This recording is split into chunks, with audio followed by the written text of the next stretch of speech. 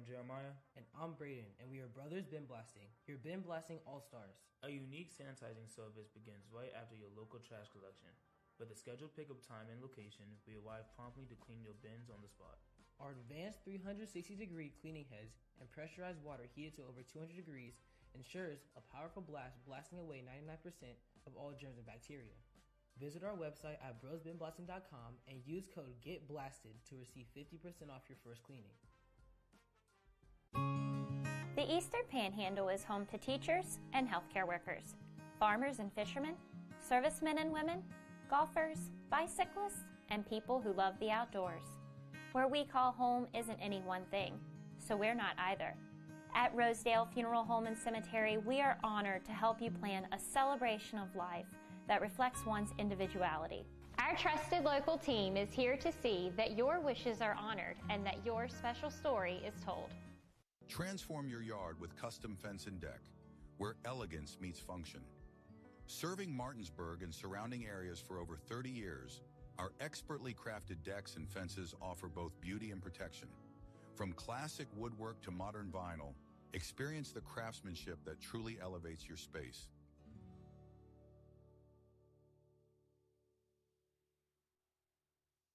Hey guys, I'm Kyle with True Performance Fitness. I'm one of the owners here. True Performance Fitness as a whole, we brought this gym to the area and we wanted to bring every walk of fitness in one building. So that's exactly what we did. We have strongman, powerlifting, bodybuilding, CrossFit. We have posing rooms, a full turf, a full track outside. We even have a basketball court. We wanted everything to be under one roof. So that's just kind of the thing that we did. We also went out and we made sure that we got top of the line equipment.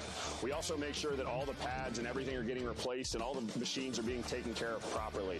That's just something we strive to do for this community. We also like to give back to the community with donations, fundraisers, and other stuff for like kids and the families around. So that's just kind of who we are as a gym, and we're looking forward to seeing you guys.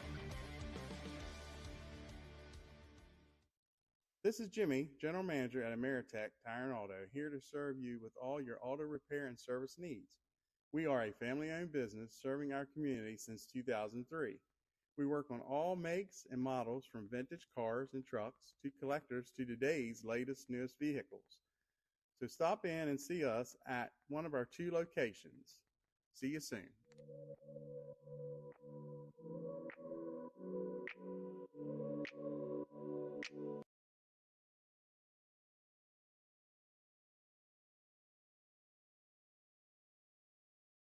Since opening in 2017, we have been the local hangout spot to watch a game and meet up with family and friends. With over 15 TVs, there isn't a bad seat in the house. We have arcade games, including the world's largest Pac-Man, 2 pool tables, and more, serving a full food menu ranging from appetizers to steak dinners, 11 a.m. to 11 p.m., 7 days a week, and later on weekends. Daily drink and food specials, and of course, happy hour from 3 to 6 Monday through Friday. Come on out to Benchwarmer Sports Bar and Grill.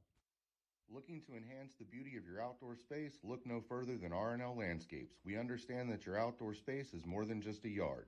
It's a place where memories are made with loved ones and where you find peace and tranquility. Our team of professionals will work closely with you to bring your vision to life. From expert design and installation to meticulous maintenance, we are committed to delivering breathtaking results that will make your neighbors green with envy. With our state-of-the-art equipment, we guarantee exceptional craftsmanship that will withstand the test of time. Contact R&L Landscapes today and let us turn your dreams into reality. I understand that each client is unique and has their own real estate needs. Whether you are buying, selling, renting, or a seasoned investor, I got your back. My name is Cheryl Yates, an award-winning realtor with ERA Liberty Realty. I've known Cheryl Yates for over 30 years now, and I've always found her to be the consummate real estate professional. On a personal level, Cheryl has handled 3 sales for us over the past 15 years or so and has done an excellent job on each and every one of them. She communicates extremely well, and you never have to worry about where you're at in the sales process. What I like about Cheryl is she's dependable, she's on time, she's flexible, and she works hard to get the job done. We had our sales very quickly through Cheryl Yates. Whatever your real estate needs may be, remember me. I'm the key to buying or selling your home.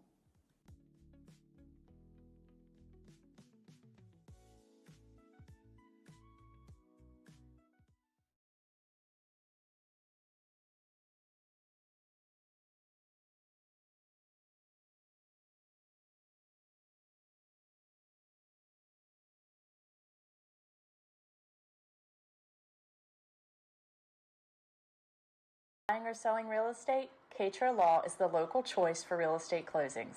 In fact, we were honored to be chosen as the best of the best real estate closing attorneys for 2022 by the Martinsburg Journal. With offices conveniently located on Foxcroft Avenue in Martinsburg and South George Street in Charlestown, Cater Law proudly serves the Eastern Panhandle. Whether on the court, field, or in the classroom, we wish all of our student athletes a safe and successful. In the market for a new vehicle? Then look no further than CMA's Toyota of Martinsburg and CMA's Chevrolet of Martinsburg, all in one convenient location. We have over 350 new and used vehicles available, so you'll be sure to find exactly what you're looking for. And with CMA's Love It or Leave It promise and our lifetime powertrain warranty, you can buy with confidence. Visit us online at CMA's Toyota of Martinsburg.com and CMA's Chevrolet of Martinsburg.com, where owners just care more.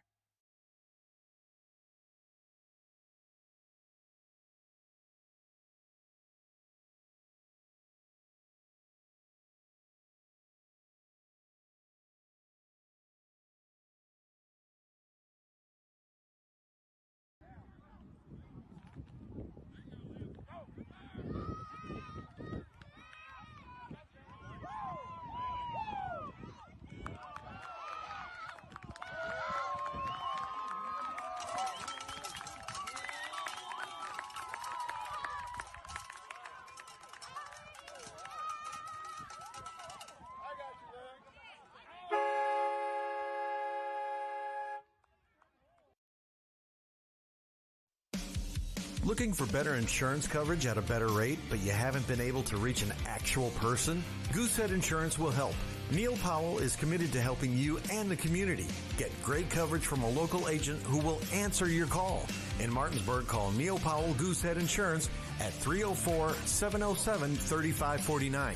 He will customize a policy based on your needs. Call Neil Powell at Goosehead Insurance today, 304-707-3549. I'm Jeremy Adkins, Sales and Finance Director at Opequon Motors of Martinsburg. Join myself and Home Team Sports TV as we lead the charge into the 2024-2025 high school football season, presented by the all-new GMC Hummer EV. This vehicle is in demonstration mode, connected by OnStar's high-speed 4G connection. Press the blue OnStar button to learn more. Opequon Motors of Martinsburg, 838 East Moeller Avenue, Martinsburg, West Virginia, 25401, or visit us on the web at www.opequonmotors.com. We are partnering with Home Team Sports to help our area high schools stream their game. And we just ask that you let our home team, myself, Jared Ferguson, the agent, Dylan Brewer, and our office manager, Yatna Almonte, help you and your home team. We have an office manager that is bilingual. También hablamos español. Puedes llamarnos para una cotización gratis. We're also a proud sponsor of the Berkeley County Youth Flag Football League. Jared Ferguson State Farm. Protect your life. Enclosures Unlimited is a family-owned and operated glass company that has been serving the Northern Virginia, West Virginia, Maryland, and D.C. areas since 1962. From the first call to the day your glass is installed, we promise fast, knowledgeable, and friendly service. We are always happy to answer all your questions and work with you to design a space that is beautiful and functional. When you choose to work with us, we will treat you as family. We can provide an estimate via email or schedule a free in-home measurement and design consultation. Please contact us to get started on your new shower enclosure or glass project today.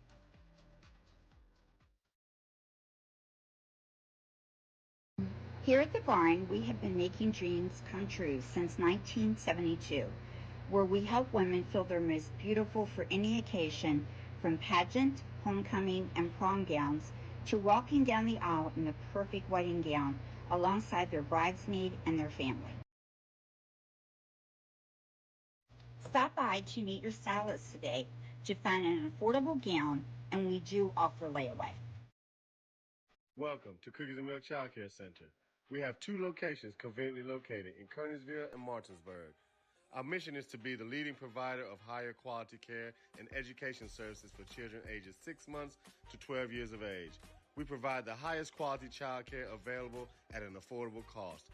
For more information, contact us at 304-901-2961.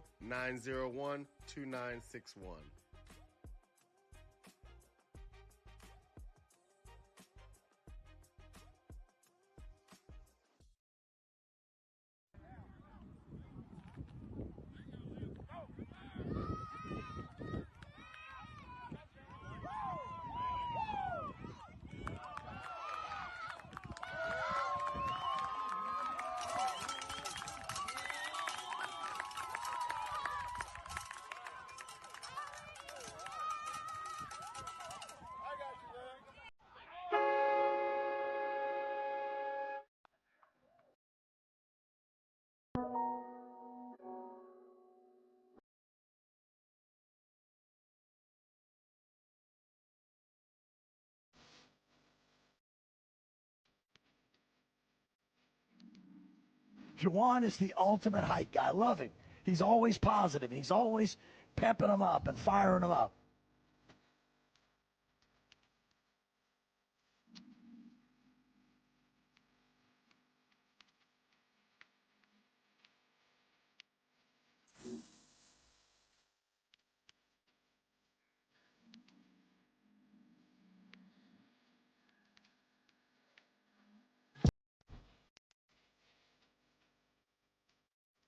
Parker, work, Parker, work, Parker, work, work, work, work, work, work, work, work, work.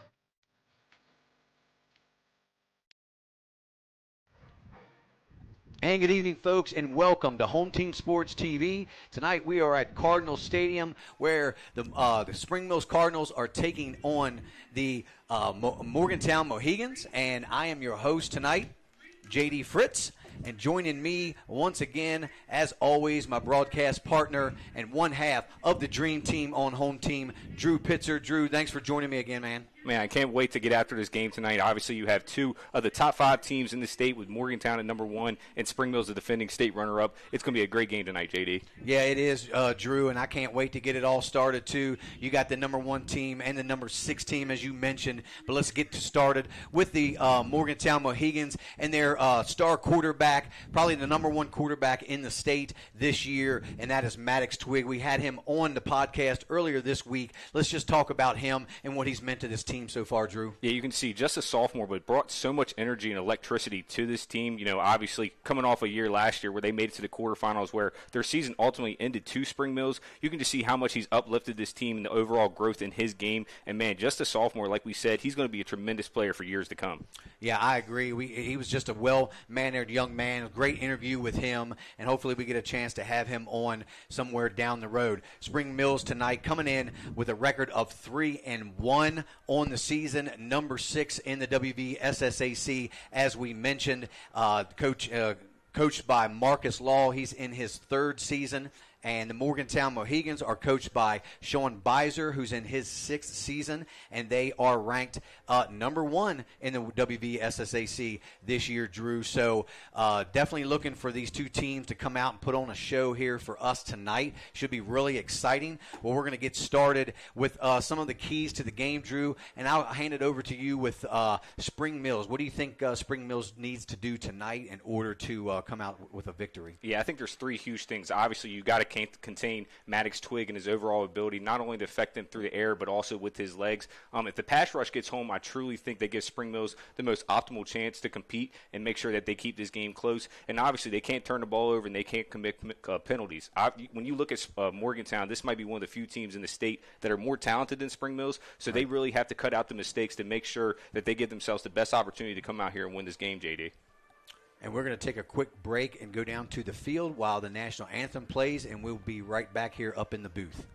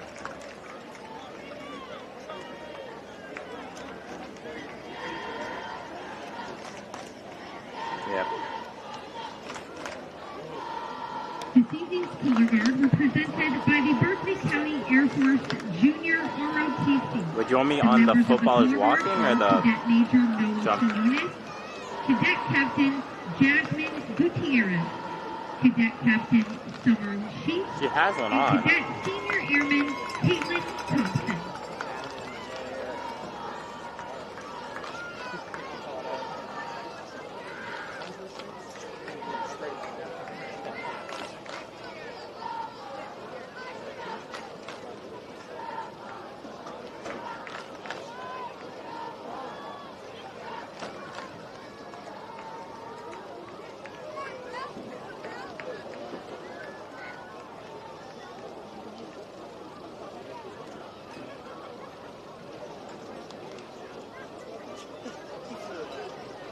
Hey, we are back up here in the booth, guys. Thanks a lot to the Spring Mills Cardinals band for the national anthem being played. Drew, we were talking about the keys to the game so far. Let's get to Morgantown.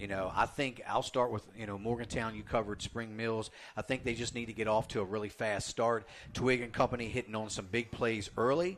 They have a lot of weapons, so he's going to need to spread that ball around. It's going to be real important for them. That'll keep those linebackers honest there on defense, for the Spring Mills Cardinals. I think they need to also take care of the ball. That's going to be a big thing, taking care of the football. That turnover battle tonight could be the difference in the ball game. But we will see, Drew, and I think it's just going to be really exciting. And we'll see how the Morgantown team will come up here after quite a long trip. And see how they fare against the Spring Mills Cardinals. Both teams are, I think Morgantown is 4-0 and Spring Mills is 3-1. So the captains are set to just come out here momentarily. I see Morgantown or Spring Mills captains are pretty much ready to go. And you've got Morgantown hasn't even come on the field yet, so here they come.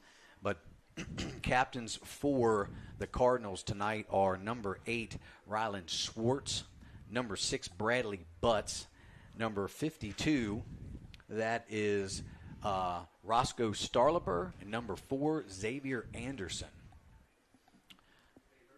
As we see the Mohegans walking out towards the middle of the field, Drew. So we'll talk about a couple players to watch here for tonight as well. Who do you got for Morgantown tonight? Yeah, I got Isaiah Thompson. Obviously, he's coming off a huge week. Last week, he had over, I believe, 3 touchdowns, 150-plus yards rushing. So he was phenomenal. His exact numbers were 4 touchdowns. So that guy right there is going to be a pivotal part to make sure he takes pressure off of Maddox Twig. And also, I look at Carter Cooper. I mean, that guy right there is a tremendous athlete in space. He has great soft hands. He's able to make things happen after the catch. So I look at those 3 with Maddox Twig to make sure that these Mohegans can stay undefeated and really come up with their first statement win of the season, JD. Yeah, and the captains for the Mohegans are big number 77. That's Braden Parks. Number 5. That is Zayden Lockett. Number 2, Maddox Twig. And number 11, Matthew Henich.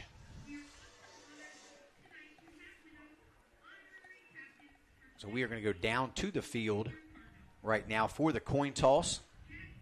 And we'll be back just momentarily.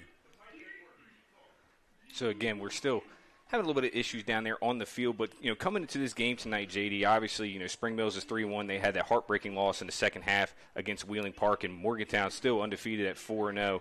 Them and University really being dominant down towards the middle part of the state. I think this is going to be an interesting matchup. The people I've spoke with this week have been varying with a lot of wide ranges of scores. I've had people having Morgantown win this game by 3 scores, and I've had people saying Spring Mills is going to win this game by multiple scores. I still don't think, like I said in the podcast, JD, Spring Mills has not played their best football yet, and Morgantown, I don't believe they played their best football yet either. So I think we're in for a huge treat here tonight, JD. I think it's going to be a terrific game.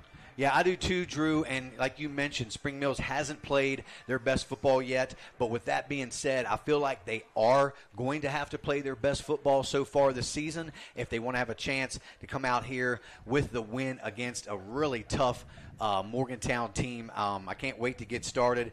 We didn't quite get to the player to watch for Spring Mills, but for me, it's going to be Rylan Swartz. So I feel like we're going to have a little bit of a quarterback duel tonight. Both quarterbacks very similar in their style of play. Both of them have legs they can run. Both of them throw the ball pretty well. So it just all comes down to those guys up front, how the blocking, how good the blocking is going to be, and if they can get some receivers open downfield. We see, at Maddox Twig has put up some good numbers this year. He's got plenty of weapons, but so does Rylan Swartz. And we'll see how early and often they can get Xavier Anderson the ball. I feel like he's going to be key for the Spring Mills Cardinals to get him involved early on offense. We see what he can do on defense, but let's see him produce a little more. I like to see him come away with 5 or 6 catches at least tonight, maybe hit on a couple deep passes to set the Cardinals up in good field position. Yeah. I completely agree here, JD. I mean, obviously, Xavier Anderson has been relatively quiet to start the season. Now, on the defensive side of the ball, he's been an absolute menace and causing a lot of chaos, but he is going to Cincinnati to play the tight end position. So if I'm Spring Mills tonight, obviously you want to lean on Jones, you want to lean on Sanders, but when you have that type of weapon out wide, I think you're going to have to take some chances tonight to even be able to find yourself an ability to win this game. So Morgantown will receive the opening kick first. Back deep for the Mohegans is number 5, Zayden Lockett. Number 13, Jaden Smalls, and we will talk about him a lot more. And number 14, Carter Cooper. On to kick it away for the Cardinals. I believe that was missed the number there. As it goes, squirts past Lockett. He picks it up right at the goal line. He's going to have to get up the middle, and he's tackled there. Good pursuit on the opening kick, and he's going to be down around the 10-yard line, Drew. So that's where the Mohegans will take over their first possession deep in their own territory. Yeah, that ball right there. And we've seen a lot of issues early on in the season with kickoff coverage and also punt coverage. Again, that was another mishap from Morgantown. Now they're starting deep in their own territory. So Twig comes out with a man to his left. That's Isaiah Thompson. We watched him last week, had over 200 yards rushing. We'll see if they start with the ground game and 2 receivers here to the near side of the formation. That's Lockett in the slot. The handoff comes to this side. No, he fakes it. No, he did hand it off. Excuse me. And that's going to be number 14, Carter Cooper. So he's going to lose a few on the play, Drew. Good pursuit there by the Cardinals defense. Yeah, again, that was a great play right there. That was the one key to the game. When speaking with Buddy Hessen last week after the Muslim game, he knew that they're going to have to get home, and they're going to have to get home often with that pressure. We got 3 receivers to the far side of the screen. 1 single receiver here to the near side. That's Tanzer George. The handoff's going to go to Thompson, straight up the middle, driving forward for maybe a couple. Might have gotten back to the original line of scrimmage. So that's number 2. Was that Twig? Yes. I apologize. I thought Thompson had it. So Twig on the carry, picked up 2 yards. It's going to bring up 3rd and 11 now for the Mohegans. As they have 3 receivers here to the near side of the formation. It's Owen Young, number 3, the wideout. Smalls. The Twig back to throw. He's under a lot of pressure, and down he goes as he tried to step up in the pocket, Drew. Nowhere to go. Great pursuit there by that Cardinal defense, and they're going to have to punt it away. Yeah, you see the way that they got home right there. They only sent 4, but again, they squeezed that pocket, didn't allow him to feel comfortable at all. And then Twig, again, just a sophomore, might be as talented as anybody in the state. Felt a little bit of pressure right there, ended up getting a sack. Great defensive first possession there from Spring Mills. Yeah, and they're going to get the ball in great field position. Here's Twiggs back near the middle of the end zone. Gets off a beauty, nice high kick. Spring Mills just going to let it bounce around the 50. It's going to take a roll, and be down there around the 47-yard line, and that's where the Cardinals will take over their first possession. And out comes number 8, Rylan Schwartz, and this Cardinal offense. See who gets the start at running back. It looks like that's going to be number 9, Blake Sanders. He's had a great year so far for the Cardinals. They start 3 receivers to the far side of the formation. Single receiver here is Xavier Anderson. The handoff is going to go straight up the middle to Sanders. He pushes forward, maybe going to give him 2 yards out to the 49. Going to bring up second down, Drew. Yeah, again, and we apologize. We're having just a little bit of issues with our score bug right now. We're working to get that resolved. But, again, it's still 0-0 with 9:45 left to go here in the first quarter. Second and call it 8 for the Cardinals. 3 receivers to the far side of the formation. We got number 0, Javon Jones, the far side receiver. Schwartz back to throw. He finds this man right there. Doug Mayer has a little bit of room, spins his way down near the 30. They're going to mark him at the 32, but a first down for the Cardinals as Doug Mayer makes a nice catch and run for the first down. Yeah, it was a great decision right there from Schwartz. He had about 2 different guys open right there, had a curl and an out concept right there. Made sure to read the defense, put the ball right where he wanted to. First down, Cardinals. So they're going to go a little tempo here. 3 receivers to the near side. Anderson here, the wide out with Javon Jones in the slot. The handoff goes to Sanders. There's a flag on the play. But we'll see if that's going to be a holding on the Cardinals. And that's one thing they don't want to do is start shooting themselves in the foot with some silly penalties. That'll back the Cardinals up 10.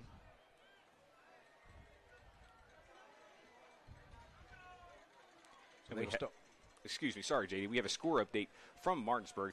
They are currently in the lead 7-0, just had a first quarter touchdown. Jefferson now has the ball. And we will update you guys periodically throughout the night with all scores around the state. So 3 receivers once again here to the near side of the formation as Schwartz is back to throw. Ball is knocked away. Good defensive play there by number 53, and that is Alex Harris. So that'll bring up 2nd and 20 for the Cardinals. And that was a great play there by Harris. He just stepped right in front of the passing lane. That was a real close call from being a pick 6 for Morgantown. Schwartz eyed him down. He has to be very careful moving forward with the way he's eyeing down his receivers. Handoff goes to Sanders, cuts it up the middle, picks up maybe 3 or 4 on the play. It's going to bring up 3rd, and we'll call around 15 now for the Cardinals. So a good mixture here of the pass and the run so far on this first series for Spring Mills. And right here, JD, I know it's early off in the game, but you're past the opponent's 40-yard line. I think you try to get 6 or 7 yards right here to make it more of a manageable 4th down for the Cardinals. Once again, 3 receivers here to the near side. Anderson, the far wide receiver. We'll see if they go in his direction. Schwartz is looking. He swings it out here in the flat to number 10. I believe that's Zane Whip on the reception. Going to be well short of the first down. It's going to bring up 4th and about 10 now for the Cardinals. So a big decision here for Marcus Law and the Cardinal offense. Drew, what do? It's a little far for a field goal, Yeah. so probably going forward is probably really the only realistic option here. Is it'll be 4th and 9. Yeah, watch this matchup on the far right side with Xavier Anderson and Carter Cooper. I think they're going to try to do a jump ball in this situation, see if they can get 6 or nothing here. So 2 receivers to each side. Sanders in the backfield. Schwartz swings it in there, picked off. Twig. Is that Twig? Twig might be gone. He's over to 50. Can Schwartz get him? No, inside the 20. Maddox Twig takes it to the house for the first score of the night. And we talk about Maddox Twig on the offensive side, but very little do you hear much on the defensive side as he picked that one off, and he raced 57 yards for the pick six, Drew. Yeah, again, we saw him actually in the Jefferson game to start the season. He had a pick right there, a tremendous interception. Again, he has terrific ball skills. You see him as a quarterback. That was QB on QB crime right there, JD. Actually, that was, I believe, a 67-yard interception return for a touchdown. So getting the Morgantown Mohegans on the board early. 6:33 left to go here in the first quarter.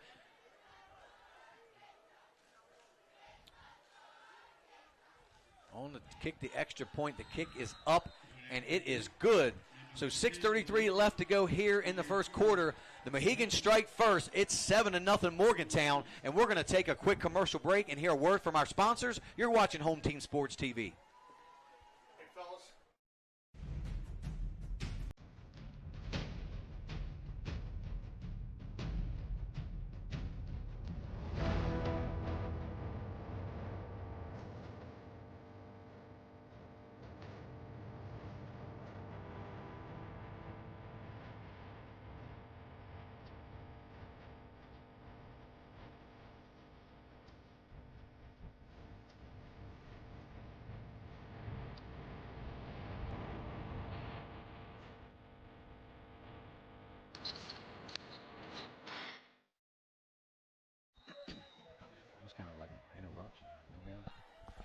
And we are back here at Cardinal Stadium as we just watched a pick six of 67 yards there by Maddox Twig. Back deep for the Cardinals is number 5, Doug Mayer, but taking it there around the 5-yard line is Jones. Or that might be Keelan Curry. Yes, it is. Not much room there as he's tackled right at the 20-yard line.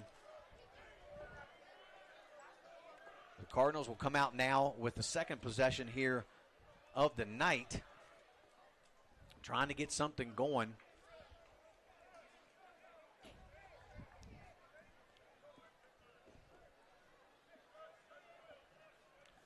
So, Drew, we had our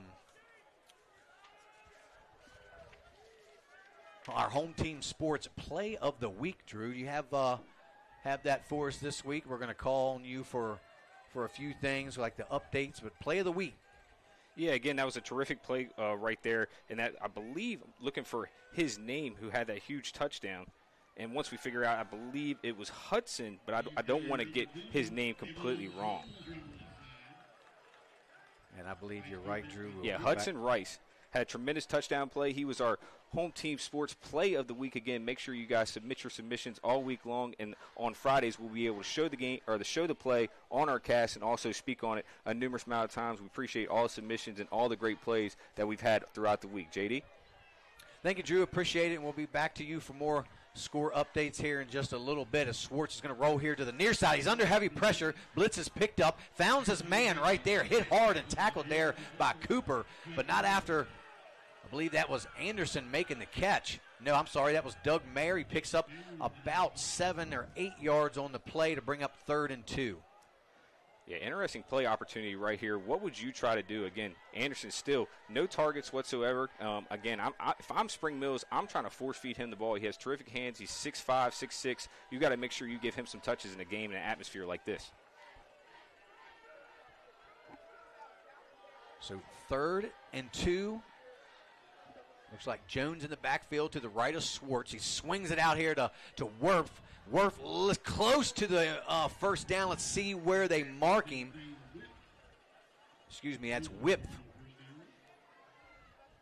And they're going to give him the first down, so they'll move the chains for the Cardinals. So that's Zane Whiff on the reception. That's his second catch of the game so far. So you think you're going to go with Anderson, and you got Whip, who's probably, I think, their 3rd receiver, Drew.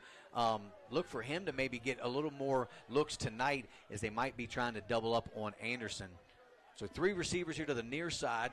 Schwartz is back to throw. He's looking for somebody. He's got a roll here to the near side. He's got a man. He's got Anderson wide open. He doesn't see him, and he's going to be sacked and taken down there right around the 14-yard line. So a missed opportunity as we saw Xavier Anderson running wide open right around the 45-yard line, but Schwartz didn't seem, Drew. Yeah, again, that was a tremendous play to get outside the pocket and the awareness from Anderson to turn up field. I mean, there was nobody in front of him, nobody within 15 yards. At that point, you just got to throw it up and hope for the best, but the pressure got there just in time. Now it's 2nd and 20 almost.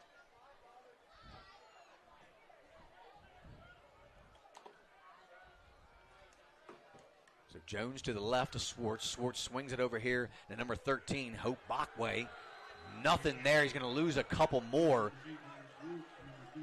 So we just see them not really trying to force the ball downfield. They're going with a lot of short dink and dunks, and so far Morgantown has snuffed that out, Drew, and they're going to make them either throw down the field, try to keep everything short and in front of them, and so far for this Morgantown defense, it's working. Yeah, again, and you see Morgantown just sitting in that zone coverage right there, switching between cover 2 and cover 3. At this point, you got to take your chances and try to find those spots where your receivers and tell them to sit down in those little air pockets. If you don't do that, Morgantown's going to take care of all the business, and it's going to be 3 and outs all night.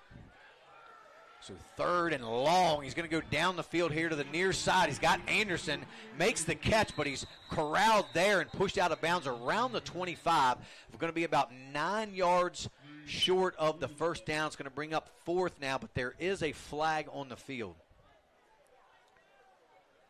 So if that's against the Cardinals, Drew, do you decline it and bring up 4th down? It looks like that's what Coach Beiser is saying. They're going to just decline it and force the Cardinals to punt it away. So back deep for the Mohegans will be number 14, Carter Cooper, and we've seen him take a couple back to the house already earlier this year. So yeah, he's a very shifty kid too. When he gets the ball in space, it's trouble. If I'm Spring Mills right now, I'm not kicking it to him. I'm trying to kick it to one of the out of bounds or one of the hash markers, just so you don't put too much pressure. You're already down 7-0 right now. This game can get away from you in a hurry if you're not careful. So Schwartz, the punter, as well as Twig.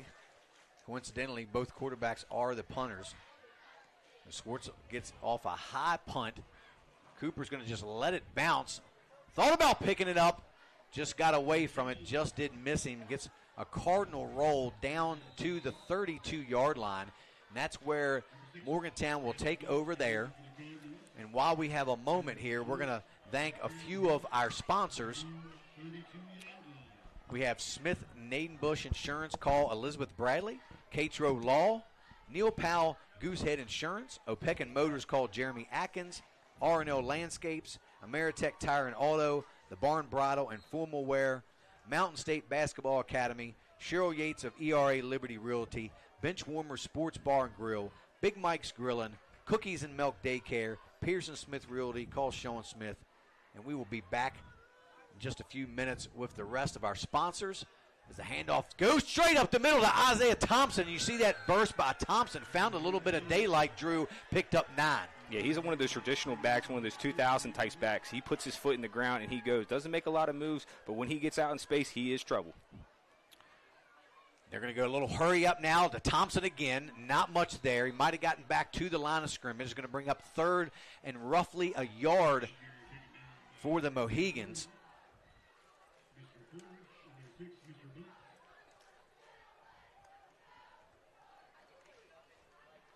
Trying to prevent them from the Cardinals making any personnel changes. So 3 receivers here to the near sides. Owen Young, Jaden Smalls, and Carter. They're going to give it. Twig is going to keep it. He's got enough for the first down as he gets across the 45 to the 46. So that'll be enough to move the chains for the Mohegans. And again, JD, you saw that right there. You see Spring Mills is consistently bringing the pressure, trying to disrupt the sophomores', overall chemistry with his teammates. But, man, when you have a design run like that right at the middle, that's how you beat the blitz. So Thompson to Twig's left. 2 receivers to this side. Single receiver to the far. Thompson breaks loose again. There he goes, Isaiah Thompson. Can Xavier Anderson catch him? He does and trips him up around the 10-yard line. But not until Isaiah Thompson picks up about 45 yards on the run. So just a play, Drew, straight up the middle. He found a little daylight, was able to break off a tackle into a long run, and Morgantown is not wasting any time. They're up to the line and ready to run another play. Thompson, who's probably breathing a little heavy, gets the handoff, and stacked up there around the 10, give him a yard on the carry. And I love the up-tempo style from Morgantown, not allowing Spring Mills to have any adjustments or send in any reinforcements, keeping their legs out there, and they're trusting their conditioning. That's a great set of plays right there called for Morgantown. So 2nd and 9, ball on the 10-yard line of the Cardinals. 2 receivers to the near side. A single receiver as Cooper goes in motion. Twig will roll here to the near side. Nowhere to throw. Shakes off a tackler. Finds looking for a man in the middle of the field. It falls incomplete. That was intended for number 12, Tanzer George. Good pressure there by Butts and Anderson. Twig kind of limping around a little gingerly there. Might have tweaked himself as he made that spin move. So bring up 3rd and 9 now for the Mohegans. Yeah, again, and you don't ever want to see an incompletion out there, but right there, that was a great incomplete pass by Twig. He got the ball away instead of taking a sack for about 10 to 15-plus yards. Now it's 3rd and 9. You still have 2 plays to go, try to get 6. So, again, 3 receivers here to the near side of the formation. Anderson in the backfield with Twig. Twig's going to roll here to the near side. He's pressured by Butts. Throws it into the ground again. So not a great pass there by Twig as it falls incomplete short of Owen Young. And they're going to bring on the field goal unit, looks like, on 4th and 9 here. And definitely has the leg to make this kick, though, J.D. I mean, I've seen him hit up from about 45. But at the same sense, now you have pressure and coverage coming at you, too.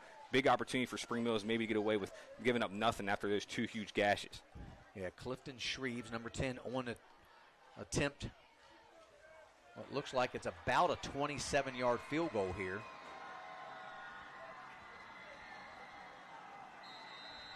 Well, we're going to have a penalty, it looks like, on the Mohegans. They're going to call a false start, so they're going to back them up 5 more. So it turns a 27, going to be now a 32-yarder. And, Drew, this isn't going to be quite as easy of a field goal for Shreves.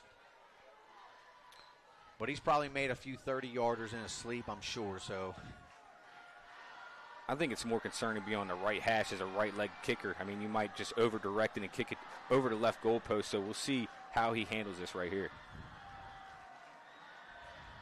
With a snap and the hold, the kick is up and away, and it is no good.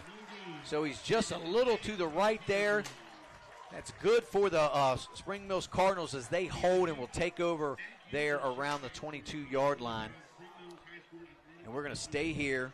We're going to thank the rest of our sponsors while we have a minute. ATCW Wrestling, Enclosures Unlimited Glass Company, Trophies Plus Custom Apparel, Everhart Counseling Associates, the Kershiznik Group, and Shenandoah Heating and Air. We'd like to thank all of our sponsors for this season. We greatly appreciate you guys.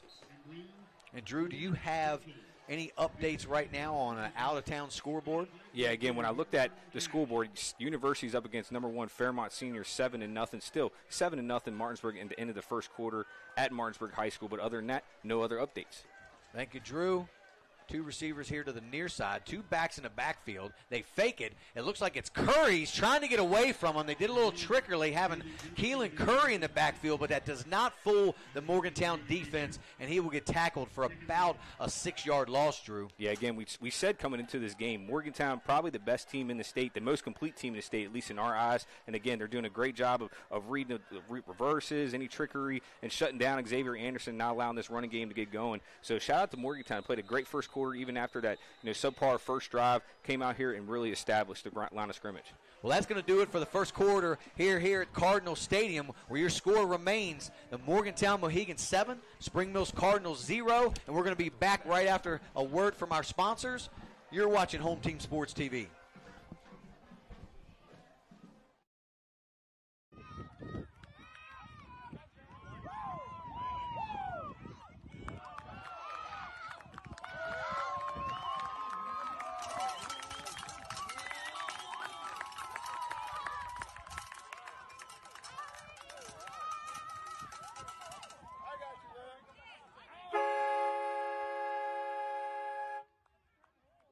Hey, I'm Jeremiah. And I'm Braden, and we are Brothers Bin Blasting, your Bin Blasting All-Stars. A unique sanitizing service begins right after your local trash collection.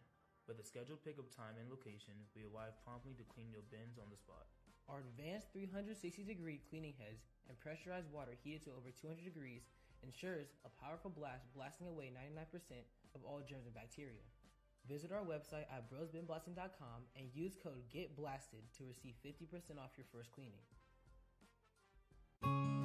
The Eastern Panhandle is home to teachers and healthcare workers, farmers and fishermen, servicemen and women, golfers, bicyclists, and people who love the outdoors. And we are back here at Cardinal Stadium. J.D. Fritz along with Drew Pitzer, and that's at the start. We are at the start of the second quarter as Morgantown has a 7-0 lead over the Cardinals, and they're knocking on the door once again. Or excuse me, the Cardinals have the ball, I'm sorry, as the handoff goes a little end around to Blake Sanders. He tries to turn it up, picks up a couple, but still, once again, good pursuit by that Morgantown defense, Drew.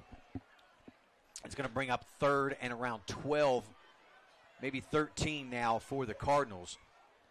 And give shout out to Morgantown's defensive ends and keep it contained, keep stretching them out, and eventually had to make a break up the field. Only gave up about 2 yards right there, makes it a 3rd and long for Spring Mills.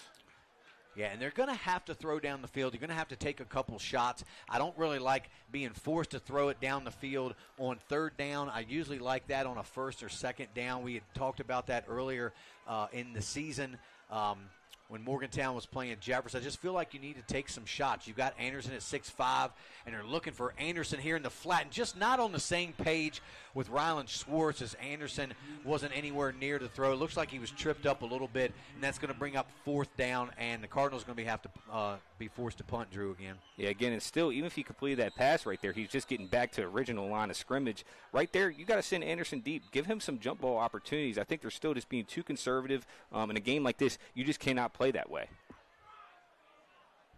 No, but give credit to Morgantown's defense. So far, they've pretty much done everything that they needed to do to stop this Cardinals offense. Their run game hasn't showed up yet, and neither has their passing game. They've struggled quite a bit this year trying to get Xavier Anderson the ball in different situations, and they've had to rely more on their running game with Blake Sanders, Tavon Jones, and Bradley Butts. But so far tonight, Drew, that hasn't worked out. Yeah, again, and you see the loss of Max Anderson, the West Virginia quarterback, has really affected the way this offense can operate in the open variety of the way that they could play. Again, Spring Mills, 5 weeks into the season, still doesn't have a true identity, still haven't played their best football, but an extremely talented team. If they could figure it out, I think they could be trouble coming in October and November.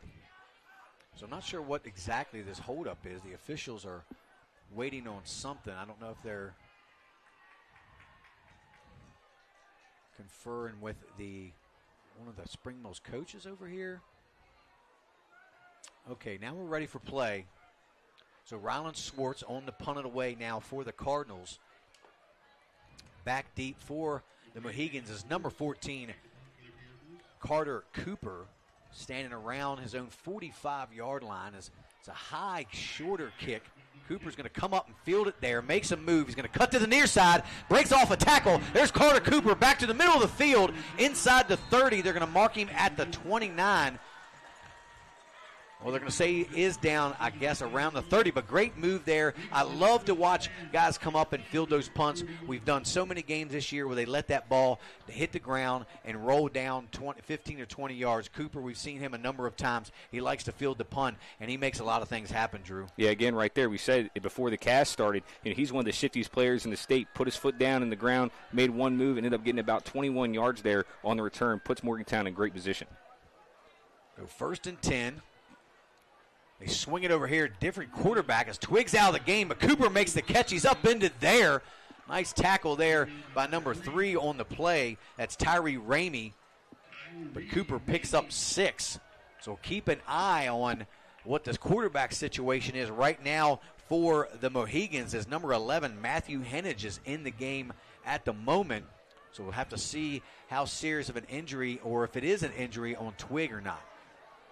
Thompson takes the handoff, finds daylight straight up the middle, breaks the tackle, cuts it back to the near side, makes another move, and he's into the end zone for the Mohegans touchdown. And we saw Isaiah Thompson have 4 rushing touchdowns last week, and he's already on the board with another one this week, Drew. Yeah, again, everybody's talking about Brennan Wack from Wheeling Park, but I believe everybody should start talking about Isaiah Thompson. After the last 2 weeks, he's had a very strong first quarter and a start to the second quarter. I think he's just as good as any back in the state, JD.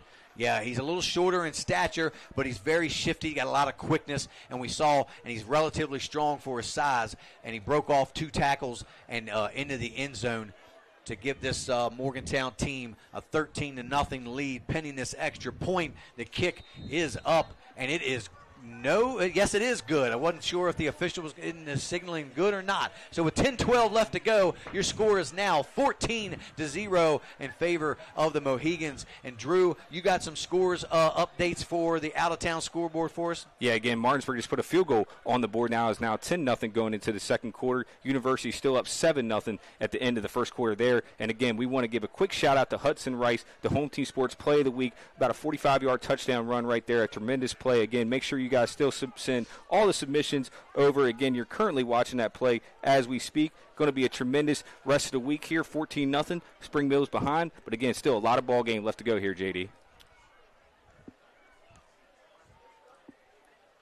And now, so 14-0 as Morgantown takes an early lead here in the second quarter. Back deep for the Cardinals looks like going to be number 1, Keelan Curry.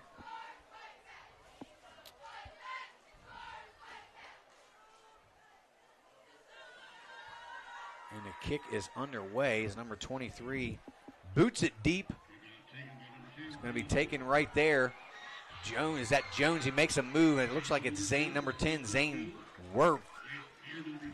So not the normal guys back to receive the kick there for Spring Mills. Worth brings it out over the 30-yard line. They're going to start around the 32.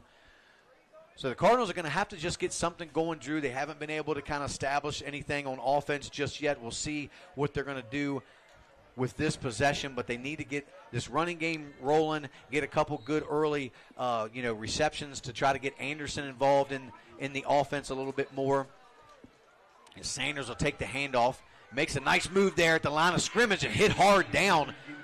We'll see who that number 5 there. I believe that's Zayden Lockett for the Mohegans. Bring up 2nd and 6. Yeah, JD, but like you said, I mean, the Spring Mills Cardinals have to stay ahead of the sticks. You cannot find yourself being in a 2nd 12 and a 3rd and 10 and expect to have any sort of success against this Morgantown team. You got to get 4 or 5 yards of pop and hope to break a big play. This Spring Mills offense needs to pick it up. Yeah, this is the possession they need to get themselves right back into as Sanders takes it again. He's wrestled down there. That's big number 45 there for the Mohegans, Kane Williams. As we saw earlier in the year when we did the game at Jefferson, these linebackers from Morgantown, they're not real big guys. They're 185, 190-pound guys, but they are physical, strong, and they bring it, Drew. Yeah, again, and extremely intelligent, too. They're filling the gaps, scraping across any linebackers that try to make a block. Again, I'm really impressed with how much they're able to not only play the run, but they also can cover as well, JD. Absolutely. As 3 receivers here to the near side of the formation. Jones here to the far receiver, looking for Xavier Anderson in the middle, makes the catch, enough for the first down. And that's all they need is a little hitch play there, a little curl route or so, right to the middle of the field, Drew. Enough for the first down. Anderson knew where the sticks were, and he was able to catch the ball just a couple yards past, and now they're moving the ball. Yeah, again, and that was a great route right there. He put his foot down on the ground, found the little bubble that was in the defense, because, again, we've only seen Morgantown in zone coverage this evening. Swartz has to be able to read that and continue to make those type of plays. So Jones here, single receiver. The handoff goes to Sanders. He tries to bounce it outside. There goes Sanders. He cuts it back towards the inside. A great gain, little stutter step. We saw that little burst of Blake Sanders, and now they're in business here. It's 3rd and short from the Mohegans' 47-yard line. I'm sorry, that's 2nd down. Getting a little ahead of myself, Drew.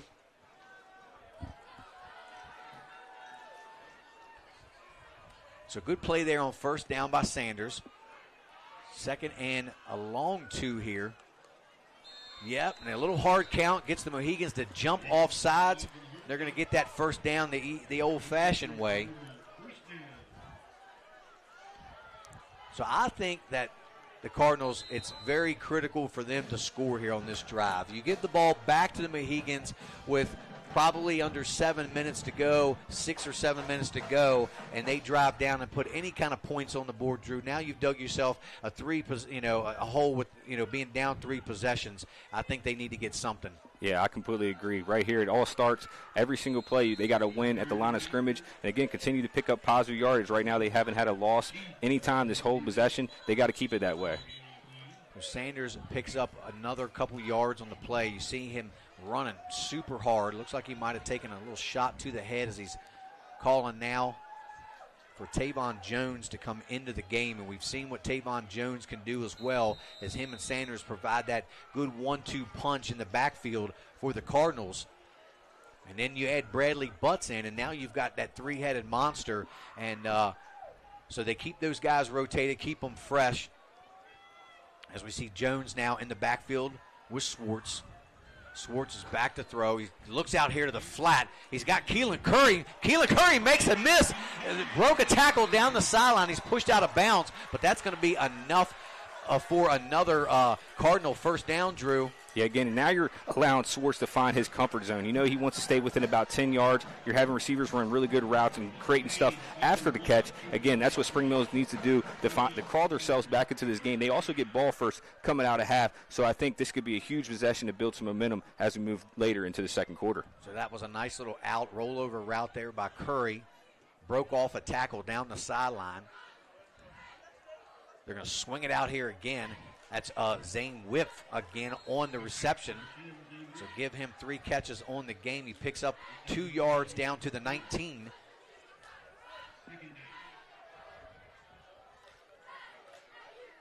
So finally the Cardinals got something working, moving the ball a little bit, making some of these in-game adjustments. They found a little hole possibly in that Morgantown defense, Drew. I don't know. We'll have to wait and see if they can punch this in. Yeah, again, whenever you're playing zone defense, you take a lot of chances to make sure the quarterback's going to make the right decisions. In the first quarter, you saw that pick 6 that Twig had. Now you see Schwartz is starting to feel a little bit more comfortable, find those spots in the defense and making them pay.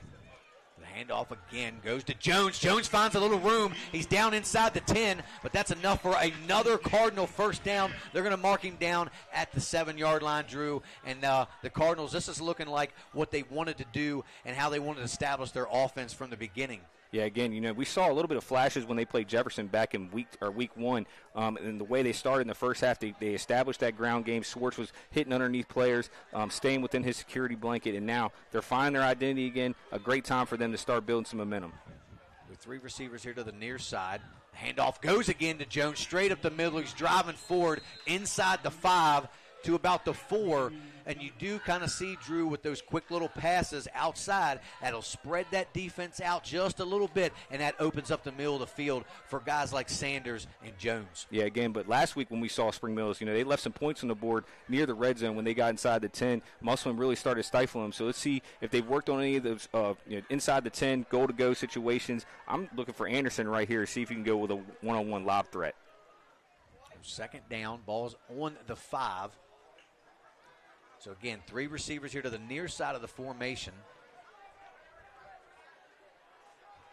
And it looks like Schwartz didn't like what he saw there, going to get a timeout here for the Cardinals. So, good decision there by the senior to call a timeout. And we're going to take a commercial break real quick while we got a timeout and hear a word from our sponsors. You're watching Home Team Sports TV. Whole, we brought this gym to the area and we wanted to bring every walk of fitness in one building. So that's exactly what we did. We have strongman, powerlifting, bodybuilding, CrossFit. We have posing rooms, a full turf, a full track outside. We even have a basketball court. We wanted everything to be under one roof. So that's just kind of the thing that we did. We also went out and we made sure that we got top of the line equipment. We also make sure that all the pads and everything are getting replaced and all the machines are being taken care of properly. That's just something we strive to do for this community. We also like to give back to the community with donations, fundraisers. And we were back here at Cardinal Stadium. J.D. Fritz along with Drew Pitzer. A little quick timeout there by the Cardinals so they get this play called right. It's 2nd and goal from the 5. 2 receivers, 2 running backs. The handoff goes to Jones. Straight up the middle. He pushes forward into the end zone for the Cardinal touchdown. So good bit of running there by Tavon Jones. But hold everything. I believe we got A yellow flag on the field, Drew. Holding call on the Cardinals, pushing back 10 yards. So that'll take the touchdown away for the Cardinals, and again, this is not what they wanted to do. We saw a crucial penalty earlier in the first quarter, and once again on the touchdown run there by Jones. So that's going to back them up to probably the 15. Might be They're the going to mark him 15 or 16. 12. 13, 14-yard line. Yeah, because I think they mark it from the spot of the foul in high school, not the line of scrimmage. So, yeah, it's going to be 2nd and goal from the 13. So once again, two backs in the backfield, a little pistol set with a power formation to the right. Handoff goes to Jones, used the speed to get to the outside, but great pursuit there by that defense of Morgantown, and he's going to lose, I think, a yard, Drew. Yeah, you see Anderson now lined up at kind of that H-back, fullback-like position. Kind of allowed somebody to sprint in and create that pressure. That's why Jones had to bounce out. And, again, great job of keeping contained from the Morgantown Mohegans.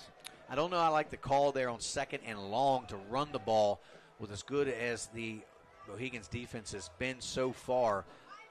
So now we got 3rd and long. It's really 3rd and goal from the 13. Well, actually from the 14 now. He lost a yard. So it's a big 3rd down now for the Cardinals. Big possession here as we're inside 4:15 to go here in the first half.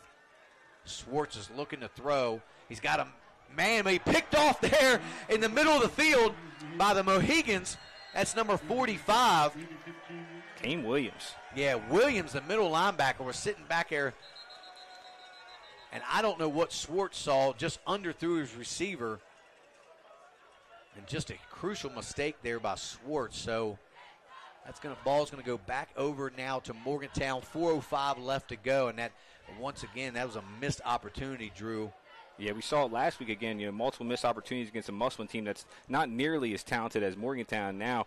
Puts their defense in a huge bind right here. We know how special they are, probably one of the best defenses in the state. But again, you got to convert on those opportunities to really give yourself a true opportunity to come out victorious in a game like this. Yeah, definitely turnovers are going to be crucial in this game. You cannot turn the ball over. Handoff goes to Isaiah Thompson. He's just tripped up there right at the line of scrimmage. So no gain on the play for Thompson. That's going to bring up now 2nd and 10. So I'm surprised. We'll see if they go a little tempo again on offense, as they did that really well there in that last possession. So two receivers here to the near side. Thompson in the backfield. And once again, Twig is not the quarterback in the game. Handoff goes to Thompson. He slips a little bit, regains his balance, but another flag on the play.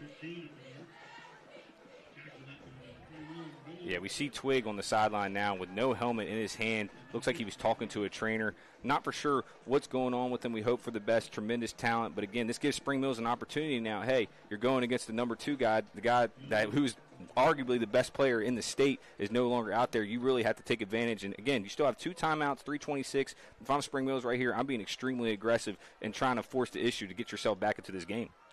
Yeah, I would stop the run. I'd load that box up, stop the run, and now with a new quarterback, I'm not sure how well he can throw the football, but I would test his arm strength. 2 receivers now to the far side. Spring Mills showing pressure. The handoff goes to Carter Cooper. He doesn't have a lot there as he gets out to about the 11-yard line. So we have another flag possibly on the field. I'm denying this if I'm Spring Mills. Make it a 3rd down. So now, Morgantown's starting to pick up a few flags. That's going to back them up another 5. So they're going to be 2nd and very long here. We're going to say it around 2nd and 20 from the 5-yard line. So if you're Spring Mills and you hold here on 3rd, do you go ahead and spend a timeout so you don't run too much clock off? Allow yourself maybe around 2 minutes or just under 2 minutes. Yeah, I'm definitely calling timeout. The next 2 plays, obviously you see, Morgantown is going to call a timeout of their own right here, try to milk as much clock as possible. Again, they're trying to go into halftime 14-0. But if Spring Mills, with 2 timeouts left, they can get the ball back with essentially, almost 2 minutes getting your 2-minute drill. But again, we have also another out-of-town score update. Martinsburg just scored another touchdown and a 2-point conversion. It is now 18-0 midway through the second quarter. Wheeling Park is up 7-0 against St. Clairsville. And also University is now taking another 14-7 lead against number 1 Fairmont Senior in AAA. JD? Thank you, Drew. And we're going to also thank a few more of our sponsors. We like Smith Nadenbush Insurance. Call Elizabeth Bradley. Catro Law. Neil Powell Goosehead Insurance. Opequon Motors. Call Jeremy Atkins. R&L Landscapes. Ameritech Tire and Auto. The Barn, Bridal, and Formal Wear. Mountain State Basketball Academy. Cheryl Yates of ERA Liberty Realty. Benchwarmer Sports Bar and Grill. Big Mike's Grillin', Cookies and Milk Daycare, Pearson Smith Realty, call Sean Smith, ATCW Wrestling, Enclosures Unlimited Glass Company, Trophies Plus Custom Apparel, Everhart Counseling Associates, the Kashiznik Group, and Shenandoah Heating and Air. So appreciate all of our sponsors for this season. It's now 2nd and 20 for the Mohegans, and they're showing run, Drew, so we'll see what they've got here. A little power I formation. Handoff goes straight up the middle. Not a lot there for, I believe, Thompson, but he squirts through. The whistle blows. He might have picked up 4 on the play. So as we anticipated, Spring Mills is going to call a timeout to save some of that time with 2:34 left to go, with 3rd and 6 upcoming now for the Mohegans. 3rd and 16. Oh, I'm sorry, 3rd and 16. Thank you, Drew. The marker, appreciate it. It's definitely confusing. But again, so I'm sure they're going to keep it on the ground once again, Drew, is what we just saw, and force the Cardinals to take their second timeout. So they will have 1 left and get the ball back with probably just a little over 2 minutes to go. And again, we want to give another shout-out to Hudson Rice, the HTS Play of the Week. Another huge, long touchdown play. Made a great couple moves. And you see how he gets into the end zone right here. Make sure you guys upload all your submissions for HTS Play of the Week. We'll always air them on Friday, mention them multiple times. So you make sure you tag Home Team Sports and all of our social media platforms, Instagram, TikTok, Facebook, the whole 9 yards, and just allow us to go through them. And we appreciate all the nominees. Please make sure you guys continue to do that. JD? Thank you, Drew. Coming up after the half, we will have our first trivia question of the season, so stay tuned for that. You guys can win a $25 gift card, courtesy of Home Team Sports TV. So once again, our trivia question will be coming up after the half to start the second half, and then we will announce the winner somewhere around the start of the fourth quarter. So 3rd and 16. We'll call it 3rd and 20 as they keep it on the ground again. So back to the line of scrimmage goes Thompson, and the Cardinals will have to spend another timeout. So 2:26 left to go, brings up 4th and about 19 for the Mohegans. And JD, I want to give a shout out to the Spring Mills defense. Obviously, offensively they have 2 turnovers tonight, really allowed the short field for Morgantown, but have only given up 1 score on their offensive drive. So again, Spring Mills doing a great job in the first quarter containing Twig. Obviously, he's out right now. We don't know his status moving into the second half, but Spring Mills still being dominant, winning the line of scrimmage. They're going to have to continue to do that to give them a chance to crawl back into this game. Yeah, Drew, and it's going to be huge. We'll try to get a word to see what Maddox Twig's status is going to be for the second half. I'm not sure. We really don't want to speculate on what the injury is, if there is an injury with Maddox Twig. But that's definitely going to make a huge difference for the offensive side of the ball for Morgantown, as we did see them not be able to move the ball there on that possession. They could have taken an advantage, putting another score up as they are back to punt. Spring Mills will get great field position as it's off the side of his foot there. It's going to roll to the far sideline. They're going to roll dead right around the 32-yard line. So Spring Mills will take over in great field position with 2:17 left, Drew. And if there's any more important of a possession to get points out of, it's right now. Yeah, again, if you really look at the grand scheme of things, with 2:17 left, Spring Mills can get 2 possessions for 1, essentially. They'll finish right here, hopefully take out all the clock in this first half, and they also get the ball first in the second half. So before Morgantown could even touch the football, they could be a tie game. So we'll see what Swartz and company does here. They still have, I believe, 1 timeout, or they have no timeouts. They're all out of timeouts. We'll see if they still want to throw in a few runs, but Swartz is going to be back to throw. He's looking here to the near side. That's Jones makes the catch. He's got some room. He's tackled from behind, but he's inside the 20, so they're going to have to go quick right here. But not too quick. I wouldn't leave Morgantown much time. You still have 2 minutes. You obviously want to get into that 2-minute drill with your tempo, but again, try to milk that clock as much as possible. You don't want to give Morgantown any more opportunities to try to put more points on the board. Yeah, and I do agree, Drew. They want to rush, but they have time. If they get up there, get the line, get the ball snapped, they could run the ball here. Yep, Blake Sanders straight up the middle for a couple, down to about the 17-yard line. Not a lot there. So we're inside 1:40 to go here in the first half. It's going to bring up 2nd and 7 for the Cardinals. And I think they listened to you, Drew. I think they heard what you said. I think they don't want to allow Morgantown too much time, but they definitely want, I think the most important right now is for them to get a score. As he throws it to the middle of the field, Keelan Curry makes the catch at the 10-yard line. Still going to be about a yard short. So they're going to get up to the line and try to snap this and get this first down real quick. Yeah, we're going to see either Swartz or Sanders take this right up the middle. Not a whole bunch of different play calls right here. They're going to trust their guys. Swartz is going to throw it. He doesn't have anywhere to go. He's just got to get rid of it. He has a man to the far side. The ball's going to fall incomplete. He was under a lot of pressure there by the defense of Morgantown. That was number 30, Brooks King, coming after him. Oh, that's going to be a flag against Spring Mills. Wow, big penalty there. They didn't call that grounding. No, there was a receiver. The receiver dove out for it. He was right there. But another huge penalty on the Cardinals. That's a 15-yard penalty. It was a chop block is what they called. So now it'll be 3rd and about 16 with 58 seconds left. And now when you deplete all that time with no timeouts left now, you got to find a way to keep the ball and get it out of bounds to give yourself a decent opportunity on 4th down. Yeah, now they're going to be forced to throw the ball unless they get a deep pass down inside the 10. They're going to have to throw the ball down the field. I'd love to see them. Well, it's 3rd down, so maybe not take a shot down the field to Anderson. He throws to the middle of the field, just a little off. He had Jones off his fingertips, though, but that's going to bring up 4th down now for the Cardinals. So we're going to see if they're going to bring the field goal unit out. And yes, they do, I believe. So they're going to try to get some points out of this, Drew. It's going to be right around a 42-yard field goal.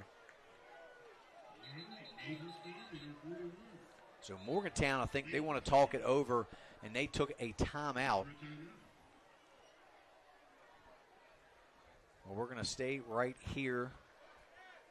And, Drew, do you have any more updates on our out-of-town scoreboard? Yeah, again, it looks like it is 18-0 going into halftime between Martinsburg and Jefferson. Parkersburg South's up 20-0 against John Marshall. University still up 14-7 against Fairmont Senior. And, again, Musselman and Washington are on byes this week. J.D.? Thank you, Drew. As we just saw Morgantown take that little extra timeout, they want to get the right defensive personnel on the field for this 4th down play. But I believe it looked like the Cardinals were on to attempt quite a long field goal of about 42 yards. So Keelan Curry is the holder. The kicker for the Cardinals is number 41. He kicks it. That's going to be well short and no good. That was number 41 for the Cardinals, Kyler Krachowski. Oh, he's not their normal kicker that kicks the ball off, I don't think. I thought that was 21 earlier, but I could have been wrong. So Morgantown will take over right there at the 20-yard line. So we'll see what they choose to do. I'm not sure. I believe they might be out of timeouts as well, Drew. They have 1 timeout left. So, again, it looks like they're going to possibly just take a knee right here and go to halftime. Yeah, so that's going to just all about do it for our first half. And one more knee probably will run out this clock, and the Cardinals are going to have to go in, kind of regroup and make some adjustments, Drew, and come out. And then, of course, Morgantown will try to get an update on the status of Maddox Twig, who's been out now the last 2 series for the Mohegans. So that's going to be a big question here in the second half to see how they make adjustments there at the quarterback position.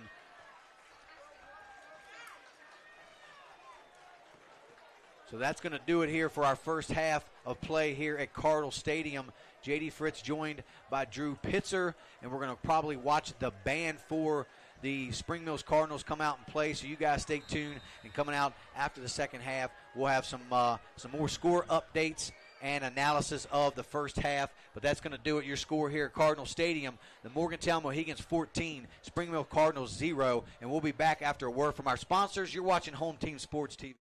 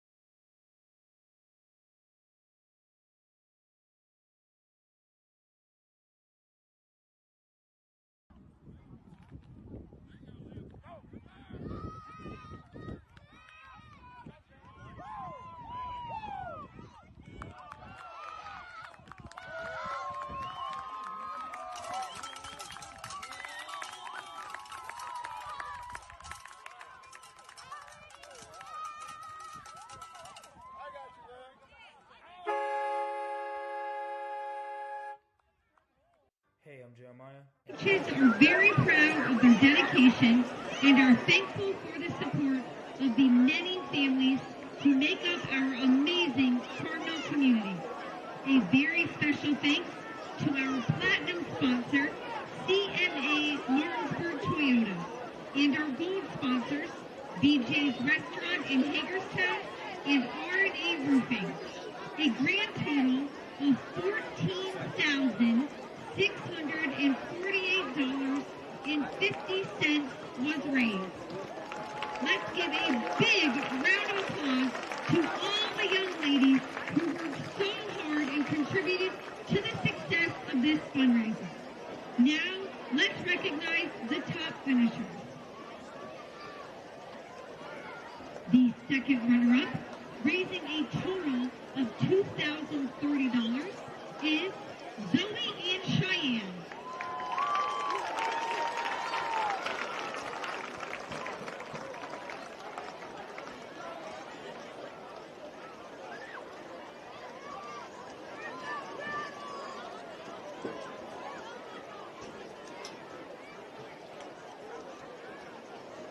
Our first runner-up, raising a total of $2,575, is Candace Ann Layla.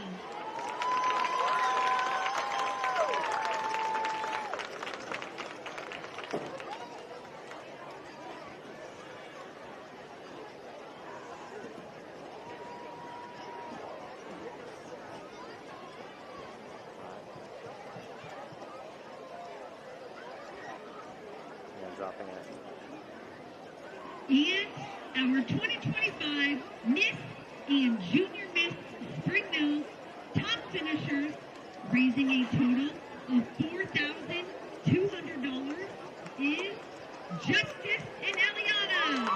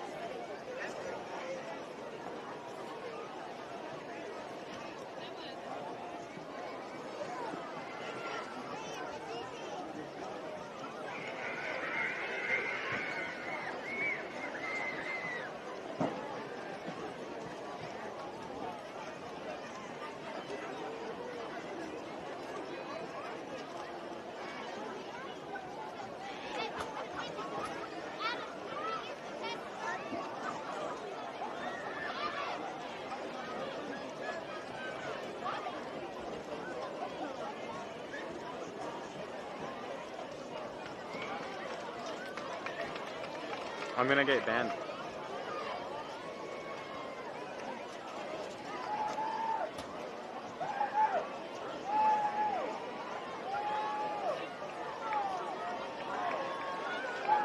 As the band is setting up on the field, we would like to remind everyone that the Carmel concession stand is located right inside the main entrance. All proceeds do benefit our marching band.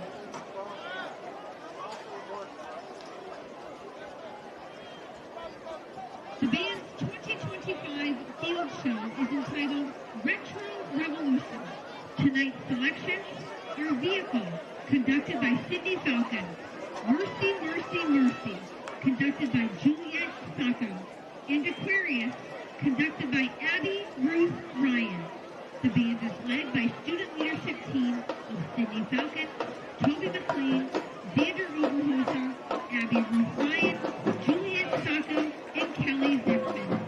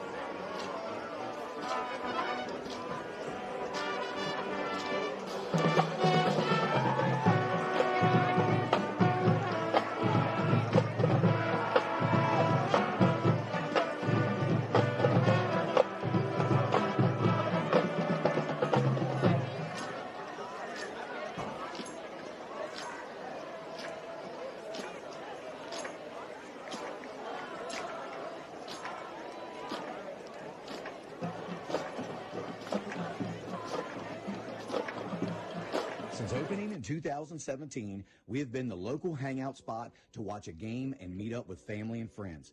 With over 15 TVs, there isn't a bad seat in the house. We have arcade games, including the world's largest Pac-Man, 2 pool tables, and more, serving a full food menu ranging from appetizers to steak dinners, 11 a.m. to 11 p.m., 7 days a week, and later on weekends.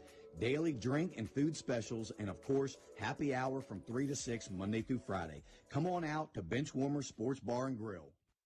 Looking to enhance the beauty of your outdoor space? Look no further than R&L Landscapes. We understand that your outdoor space is more than just a yard. It's a place where memories are made with loved ones and where you find peace and tranquility. Our team of professionals will work closely with you to bring your vision to life. From expert design and installation to meticulous maintenance, we are committed to delivering breathtaking results that will make your neighbors green with envy.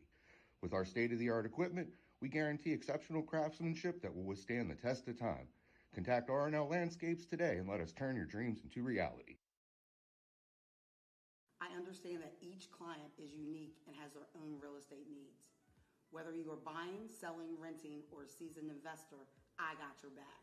My name is Cheryl Yates, an award-winning realtor with ERA Liberty Realty. I've known Cheryl Yates for over 30 years now, and I've always found her to be the consummate real estate professional. On a personal level, Cheryl has handled 3 sales for us over the past 15 years or so and has done an excellent job on each and every one of them. She communicates extremely well, and you never have to worry about where you're at in the sales process. What I like about Cheryl is she's dependable, she's on time, she's flexible, and she works hard to get the job done. We had our sales very quickly through Cheryl Yates. Whatever your real estate needs may be, remember me. I'm the key to buying or selling your home.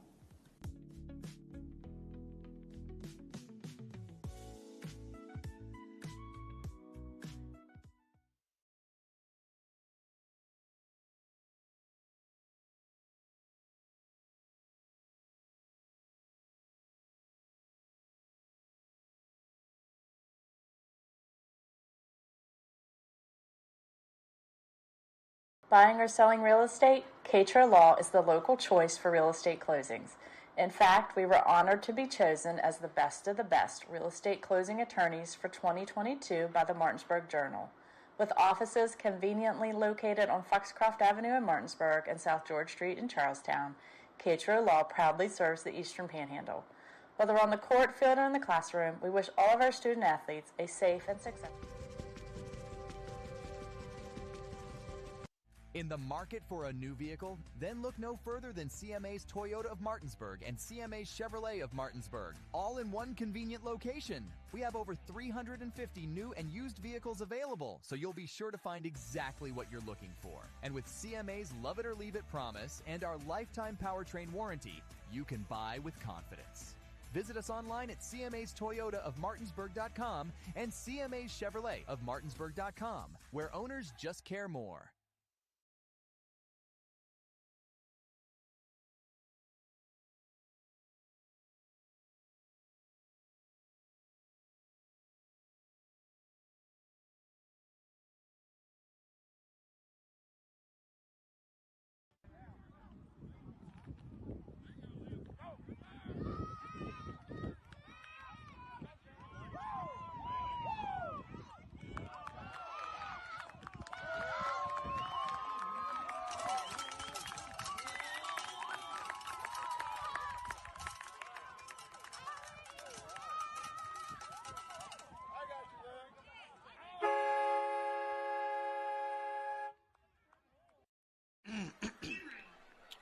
And welcome back, guys, here at Cardinal Stadium. J.D. Fritz along with Drew Pitzer.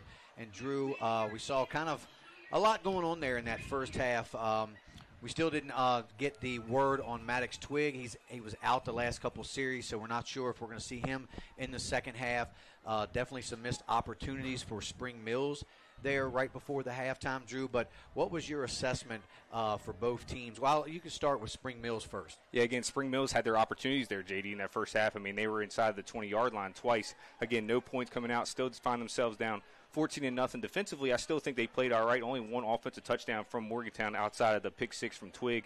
So I think you still got to stick with their principles defensively, but offensively, you got to find a way to get the ball in Xavier Anderson's hands. I mean, he's 6'5", he's your biggest target, he's a Division I recruit for a reason. I think he'll be the difference if Spring Mills finds a way to get back into this game. Yeah, I agree. I think that's been kind of their problem all season long, trying to find ways to get the ball to Anderson. They do have some other receivers, but so far they really haven't shown up much in the passing game. They did get the running game going a little bit there at the towards the end of the first half, but kind of shot themselves in the foot there with a critical personal foul that backed them up 15. Ultimately ended up in a field goal attempt that fell short. So some opportunities to get some points there late in the first half. They weren't able to do so. And as far as Morgantown goes, I think they are playing an okay game. I think they'd probably be wanting to do a lot better. Without Maddox Twig, that obviously changes a lot of things they probably want to do on offense. Isaiah Thompson still picked up right where he left off from last week, having a nice run there. And Carter Cooper, again, had a nice punt return to kind of set that touchdown up. So, like I said, we'll see and kind of wait and here to see what Twig's status will be for the second half. But, Drew, I think if he's out for the second half, I think that's a big advantage for Spring Mills, and they're just going to have to try and get more pressure on the quarterback for who's now, that's number 11, Matthew Henage. So if they can get pressure on him, kind of force him maybe to throw some ill-advised passes, or maybe we'll see Morgantown try to keep it on the ground a lot more with Isaiah Thompson, as they definitely had some success there.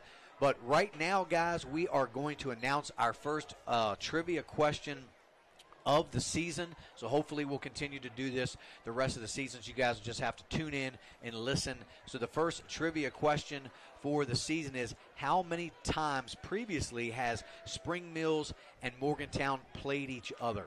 So I'll repeat that again. How many times previously has Spring Mills and Morgantown played each other? And that's in the history of these two schools, how many times they've played each other. And you can text the answer to 571-520-5634. Again, that's 571-520-5634. If you think you know the answer, text it in for your chance to win a $25 gift card courtesy of Home Team Sports TV. Yeah, and the one thing that you guys got to pay attention to, it's coming into tonight. So tonight's game does not count. How many times have they played against each other in the school's history between Spring Mills and Morgantown coming into tonight? Again, the first one to text at 571-520-5634 with the correct answer will be the recipient of that $25 gift card via Home Team Sports TV. Good luck, everyone, and we wish you all the best. Yeah, and just to add to that, we will probably be making the announcement. We'll give you guys this whole third quarter and maybe a little bit of fourth quarter, depending on if we found the right answer or not. But the first person who texts the number with the correct answer will be the winner, and we will announce the winner roughly right around the start of the fourth quarter, so you guys have a whole quarter to kind of figure that out. But as the teams now come out to start the second half, Spring Mills will get the ball here to start, as we have number 10, Zane Whip, back to receive the kick, along with number 1, Keelan Curry. Set to kick it away for the Mohegans is number 23, Aiden Pesco. So I knew they had another kicker. I'm not sure.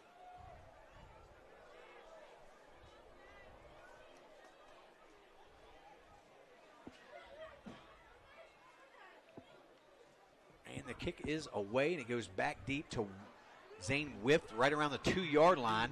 He's going to bring it out to the near side, makes a move out past the 20. Nice return there by Whip as he gets out around the 34-yard line. And that's where the Spring Mills Cardinals will take over here their first possession in the second half. Drew, what do you look for, for the Cardinals to do here initially right off the bat here to start this second half? Again, you got to find a way to stay ahead of the change, JD. Obviously, the running game has had its moments where it's looked really good and it's looked extremely bad. But again, you guys still rely on that. But also, you have to find a way to get Xavier Anderson some touches. Only had 2 targets in that first half, 1 reception. They got to find a way to get the Cincinnati recruit more involved.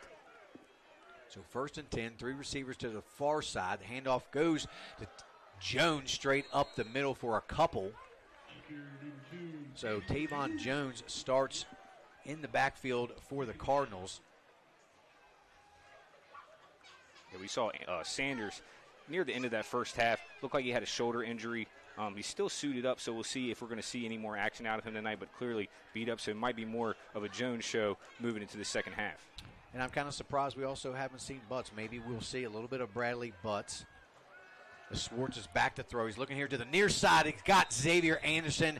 That should be enough or close to the first down. They'll see if they're going to give it to him or not. He's right at the sticks. Anderson thinks he got the first down. And they're saying no, there's going to be third down and probably less than a yard to go here for the Cardinals. Yeah, and we'll speak on Butts a little bit. He had 2 rushing touchdowns last week and only 4 carries. I do think, if Sanders is not able to come back in this game, you got to find a way to get him some touches too. He's a really strong runner, also a great middle linebacker for this defense. The handoff goes straight up the middle to Jones. He's got I don't know, he's going to be right around the line of scrimmage. We'll see if they're giving that forward progress true. And yes, they do, so that'll be enough for a Cardinal first down. I think Anderson had that first down on that last catch. It looked like he was about 2 yards, past the spot where the officials gave him. But again, nonetheless, first down Cardinals. Let's see how they converted this drive. Still a long way to go, JD. You still got over 22 minutes of game time. You're not going to get it all back right here, but this drive right here is so important for the Cardinals. And 1st and 10, Schwartz looking to the far side. Another little curl route there in the middle of the field made by Javon Jones. So he'll pick up about 6 on the play. So they're finding a little sweet spot there in that middle of the field with those quick curls there right there. And it seems like that's where Schwartz was going a lot here in the first half. Yeah, again, and now we see Bradley Butts in the game on the offensive side of the ball for the first time. Let's see how much involved he is in the running game. Yeah, Butts scored 2 touchdowns in the game last week against Musselman. Huge impact there in the game. So look for Butts to contribute here again in the second half. As a fake goes to Butts, swing it out there to Jones again. He's got a little bit of room to the outside, enough for a first down, but a flag comes in. We'll wait and see what the penalty is going to be. Not sure if it's going to be a hold. It's going to be a penalty against the Cardinals as Jones is coming up holding his hamstring there, so that's not a good sign. Yeah, no, he's down a little bit right now. Again, Spring Mills extremely beat up, unfortunately. Again, that was right there. It wasn't too egregious of a hold, but got outside them shoulder pads, JD, and right in front of the line judge. You can't get away with that. No, you can't, and we're not sure if it's just a cramp at the moment or he tweaked a hammy there. That definitely is not going to be a comfortable situation for Javon Jones. And, JD, I would say the real difference, obviously I think talent-wise these two teams are extremely evenly matched, but it's been the turnovers. It's been the penalties. You see Spring Mills with 2 turnovers. You see them leading in the penalty differential in total yardage. So, again, that's why they find themselves down 14-0. This game could easily be, a 7-7 contest, 14-7 at the very greatest. But, right now, 14-0, Spring Mills is really beating themselves tonight. Yeah, and, Morgantown's kind of letting Spring Mills hang around. They really haven't, put their foot on the pedal, really, and open this game up. It's only a 2-score game, definitely within range for Spring Mills, without a doubt, but they just need to start capitalizing on some of the opportunities they have. But, again, in case you just missed it, we are going to announce the trivia question once again. How many times previously has Spring Mills and Morgantown played each other? And that does not include or count today's game, okay? So excluding today's game, how many previous times before tonight? And you can text the answer to 571-520-5634. Again, that number is 571-520-5634. And we will announce the winner probably right around the start of the fourth quarter. So again, ladies and gentlemen, looks like Jones is back on his feet. We're about to return back to action. And like I said, JD, now they find themselves at 2nd and 8. Another opportunity here for Spring Mills to try to get their footing. They've had moments in that first half where they look like they were the best team on the field, but again, it's just been the own errors that they've had, penalties and turnovers has really been the deciding factor in this game thus far. Yeah, and I'm going to go back to what I've kind of talked about a lot in every game, especially when you have a receiver like Xavier Anderson. I'd love to see them take a shot downfield. I mean, it's 2nd down and 8. This would be where I'd like to take a shot, but they keep swinging to the flat. The catch is made there by Keelan Curry. He's going to pick up about 3 or 4 on the play, so they're going to still be about 2 yards short of the first down to bring up 3rd and 2. So it kind of looks like maybe they're trying to take Anderson away on those deep balls. They're leaving the middle of the field open on those curl routes and also on the outside on those out routes. So they're just going to they're basically just taking what the defense gives them, Drew. It looks like there was a little bit of movement on that defensive line. Officials are letting it go. But again, they're just sitting in simple cover 2 and cover 3 principles. Still a lot of one-on-one coverage on Anderson. You just got to take a chance every now and then. Tavon Jones into the game, bursts up the middle, out to the outside, breaks off a tackle. It's going to be a flag, and that's probably coming back. Jones had a nice burst there, but we'll wait and see what the penalty is. Looked like there was a little face mask right there. It might not be, but it's on Spring Mills. So as soon as Spring Mills gets a big play, they kind of shoot themselves again in the foot, and they bring it back. So they're really going to have to tighten up with these crucial penalties, and it's at the worst times. Yeah, 2 first down plays right there where they're gaining momentum. You saw Jones get all the way up about the 32-yard line here. It's still, now they find themselves back at 3rd and 12 again, not where any offense wants to be. Well, they had one in the first half on a touchdown that brought them back, and they resulted in no points, and now a big long run from Jones is nullified from the penalty. So now that's going to bring up 3rd and 11 for the Cardinals. And it looks like Twig's got his helmet back on the sideline, so we don't know if he's coming back in, but usually he didn't have it on the first half. So, again, another thing that Spring Mills will have to worry about. The 3 receivers to the far side. A little pump action going deep for Anderson. He can't quite get to it as Swartz overthrew him by about 2 steps. So that falls incomplete, and to bring up 4th down. And it looks like the Cardinals are coming on to punt again, Drew. So another missed opportunity there, but the penalty really killed them. Yeah, again, they had 2 big penalties right there that negated 2 first downs. And I like the idea right there, that pump, and it shifted the defense. And, again, Anderson had about a 2 or 3 yard space differential between him and the closest defender. Just had to put a little bit more air underneath there to let Anderson go get it. Nonetheless, another opportunity just failed to be made from Spring Mills. So Swartz on the punt, back deep is Carter Cooper. High punt. Cooper comes up and makes the fair catch. They barely give him any room. Good catch there by Cooper at the 27-yard line. And that's where the Morgantown Mohegans will take over there. So Maddox Twig is back into the game.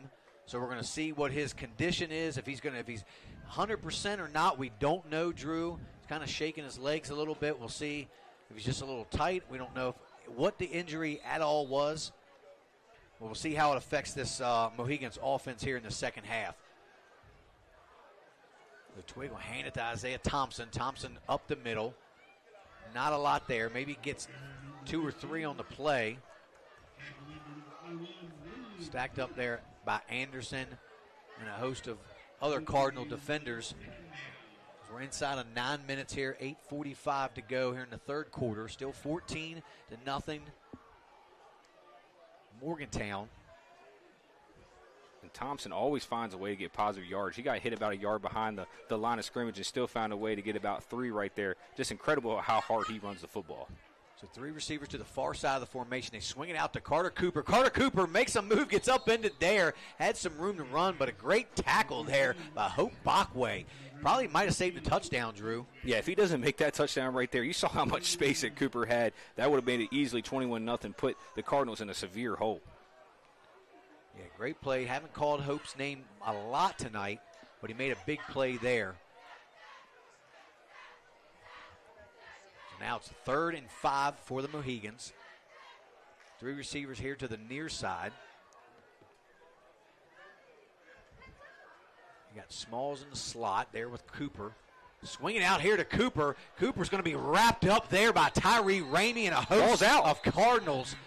So they've ran that play quite a few times, and I think Spring Mills is like, no, we know what that is, and they've came up, made a great defensive play. Yeah, give a huge shout out to Buddy Hessen. I mean, he did a great job in the first half to make those adjustments. And, again, you see Morgantown loves to get those players in space, did a great job of keeping press coverage right there, not allowing Cooper to get any room. Now it's going to be an opportunity for Spring Mills to still try to put more points on the board.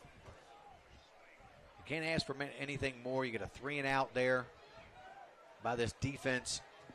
Back deep for the Cardinals is number 10, Zane Whip. Kicks it away as Twig right to Whip. He takes the ball here, cuts to the near side, looking for a little room. Not much there. Stiff arms a man out of bounds. They're going to mark him at about the 46-yard line, and that's where the Cardinal offense will take over here. 6:54 left to go here in the third quarter. And while we have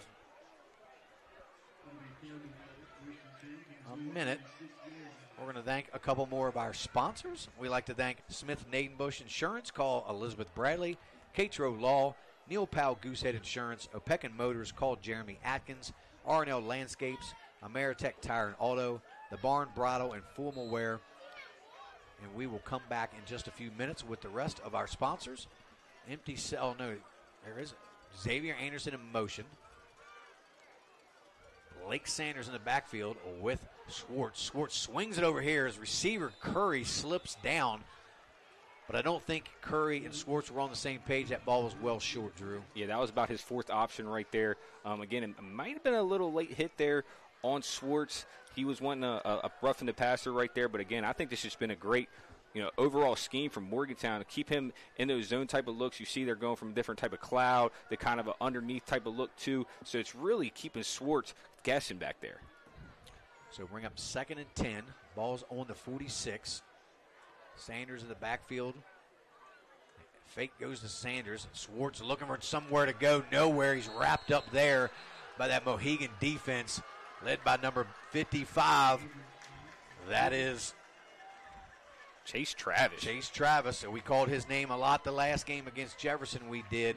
He was all over the place, and I believe also Brooks King, the linebacker, was in there. So those two providing a lot of heat there on Rylan Schwartz now. Brings up 3rd and about 13. So as soon as the Cardinals look like they might get something going, heavy pressure from the Morgantown defense. Schwartz back to throw. So there's a little curl route to Anderson. Gets out to the 50. It's going to be well short of the first down. Brings up 4th and about 6 now. So looks like the punting unit will come on again for Spring Mills. It just seems like they just keep working that middle of the field, which they've caught plenty of balls there, but just not enough getting past the sticks, Drew. Yeah, again, and right there, another conservative call, and now we're getting later into the third quarter. You're still down by 2 scores right here. I don't even necessarily know if I agree with this. Your defense is playing well enough. I'm definitely trying to go for it. Just does get it away. Kicks it away from Cooper this time. Is going to take a little bit of a roll and dives right there around the 14-yard line. So out comes the Morgantown offense once again, led by number 2, Maddox Twig. We still don't know what his injury was or if it was an injury. We'll just wait and see what happens here in the second half. They kind of stalled there on their first drive of the second half. Good defensive stand there by the Cardinals as they come out with 2 receivers to each side. Jaden Smalls in the slot to the top of your screen. Cooper in motion. Handoff goes to Thompson, loses his footing there. He's going to lose a couple on the play. We've seen that a couple times from Thompson. Looks like he just can't quite get his footing. I'm not sure if it's his cleats or what it is, Drew, but he's kind of fallen a few times. Yeah, I mean, we've seen a couple of athletes out here tonight, kind of slipping on this turf, and it maybe might be the level of the cleat. It might be too small of the overall drill ends. But I think, again, that's an issue. And obviously we haven't seen Twig really do anything outside of quick passes and handoffs since he came back in to start this second half. So we don't – obviously there's something wrong with him in his health-wise. Something's going on. 2 receivers in the backfield. Carter goes in motion. They're going to hand it to Thompson. Straight up the middle. There goes Isaiah Thompson. He's out near first down, tackled by Bachway. He's still going to be about a yard short. So if you're Morgantown, they're going to mark him 2 yards short. So 3rd and a couple here. I just love watching Thompson. He runs so hard. He plays much bigger than he is, and just kind of an exciting player to watch. He gives me Ohio State Ezekiel Elliott vibes. Wearing that number 15, how hard he runs, but also how elusive he is as well, too. Great mixture of power and speed. He's really tough to defend here for this Cardinal defense. Yeah, only 5'8", 170, but very strong and agile is Isaiah Thompson. We're going to get a timeout here on the field as Morgantown will call a timeout, and we're going to take our first commercial break here, the second half, and hear a word from our sponsors. You're watching Home Team Sports TV.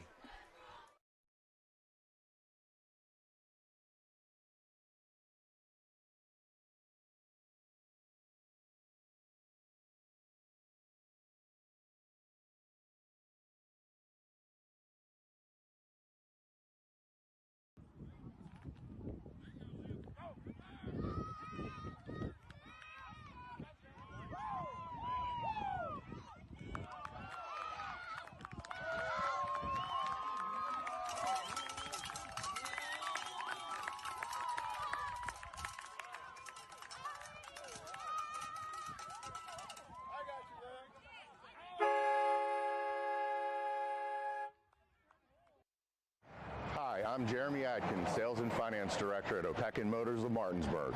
Join myself and Home Team Sports TV as we lead the charge into the 2024-2025 high school football season. And we are back here at Cardinal Stadium. J.D. Fritz along with Drew Pitzer.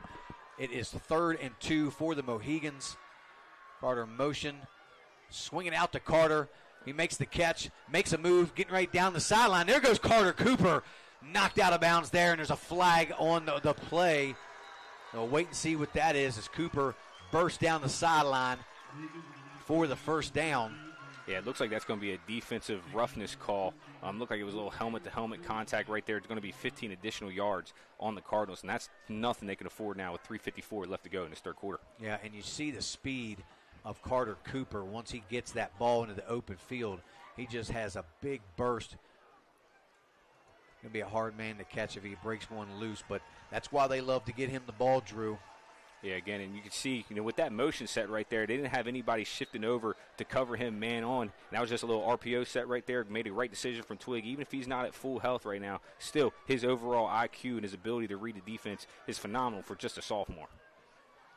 So Owen Young and Jaden Smalls in the slot here to the near side. Man in motion is Cooper. Twig back to throw. He's going deep. He's got a man wide open. It's number 3, Owen Young, right off his fingertips. Had a sure touchdown, but Twig just put a little too much on it, and Owen couldn't quite get to it. Looks like we have a hold on the offense, too, so that would have been negated nonetheless. But, man, there was nothing but real estate in front of him right there. What a great pass there from Twig, too. That really wasn't a bad ball. Just a little bit overthrown, but with the pressure in his face, still stepped up and delivered that. Even with, it looks like his left leg is giving him just a little bit of issues here. Yeah, and that's probably why we're not going to see him running too much. He tried to run a little bit in the first half. Might have been where he got a little banged up. But as long as he can hand that ball off to Thompson and still throw dots, I think Morgantown's going to be in good shape. But that one just a little out of reach for Owen Young. But keep an eye on that because they definitely will probably try to come back to that play. As now we're going to get another timeout.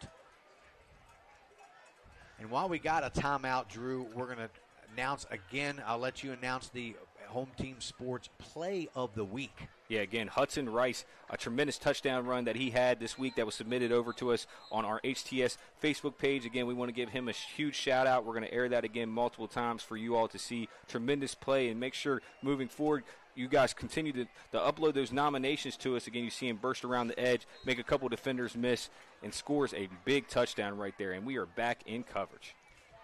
The handoff goes to Thompson, and once again he's tripped up and loses footing. So I'm not sure. It might have been his own man that tripped him up that time, Drew. I couldn't quite see, but a lot going on there in the backfield.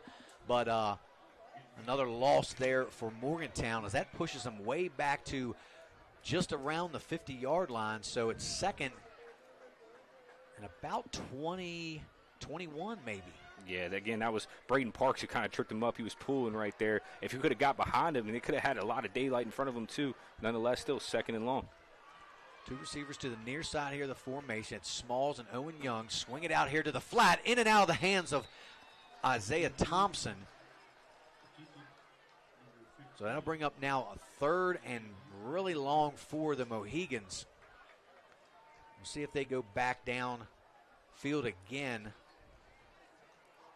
As everyone, except for that deep pass, both teams have been throwing a lot of underneath routes there, Drew. So I'm kind of surprised that Twig hasn't aired it out a little bit more. I know he was banged up the last couple series of the first half.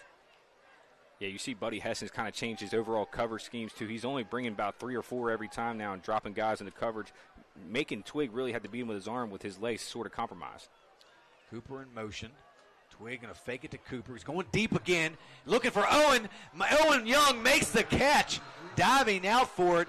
We're at the 11-yard line, so just like we said, they went back to the deep ball. A little confusion in the secondary. Found Owen wide open. Couldn't quite keep his footing, or probably would have had 6 on that, Drew. Yeah, again, right there. A great ball from Twig. Stood up in the face of pressure, and you see this tempo up again. They're going to try to score quick. Handoff goes to Thompson. Makes a cut straight up the middle. Going to pick up maybe a couple on the play. They're down to the 10-yard line. Still can get a first down here too, JD. So, again, they still have to guard the sticks, but you also have to worry about them getting into the end zone. This is not prime territory for Spring Mills right now.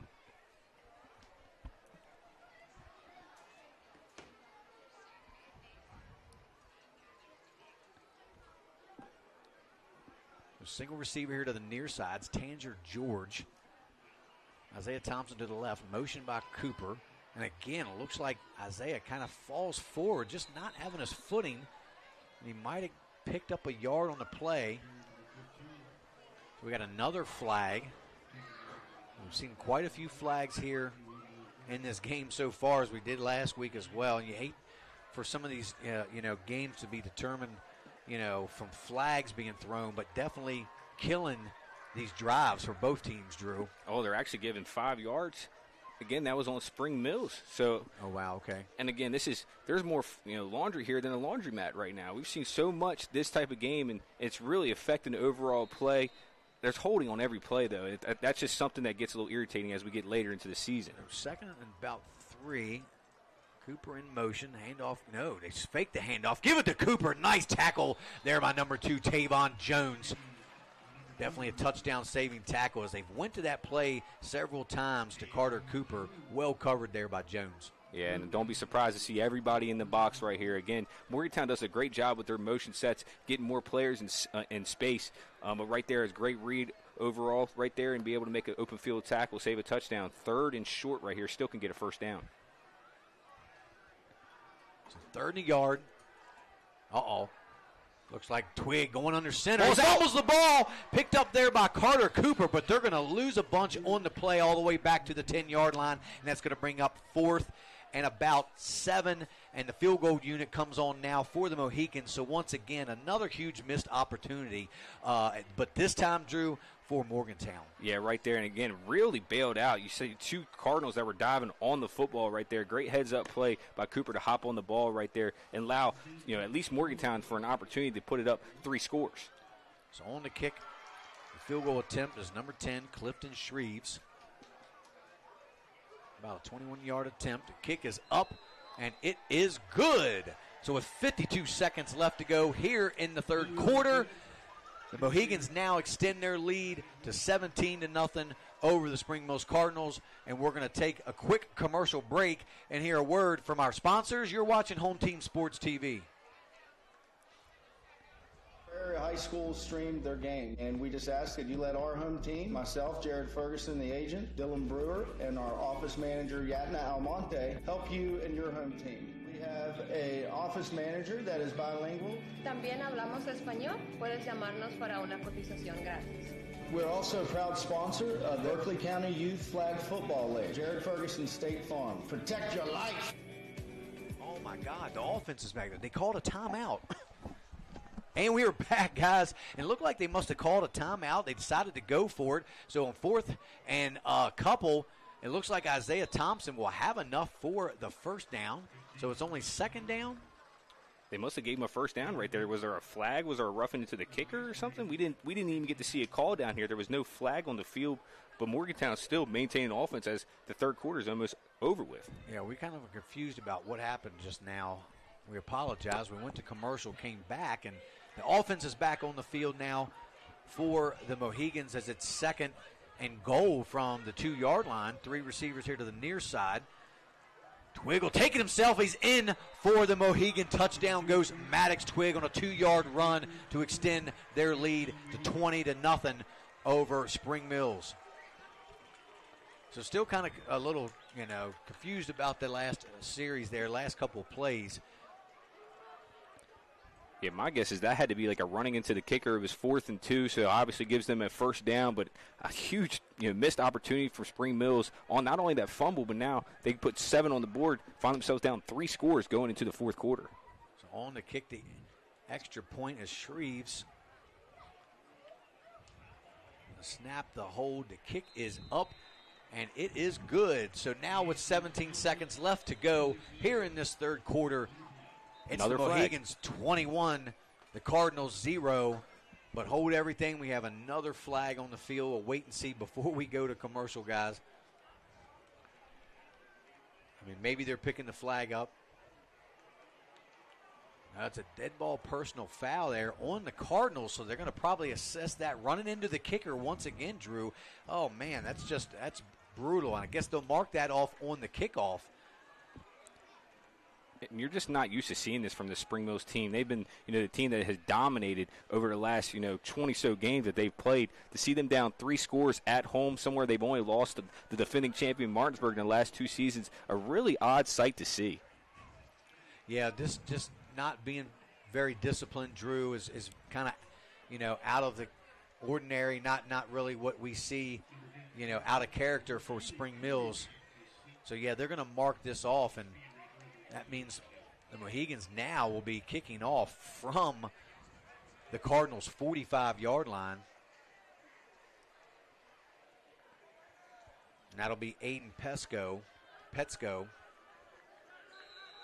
So we have a score update from Martinsburg High School. It's 25-6. Tony Allen just took a blocked kickback all the way to the house. Still, that is about midway through the 3rd quarter. JD?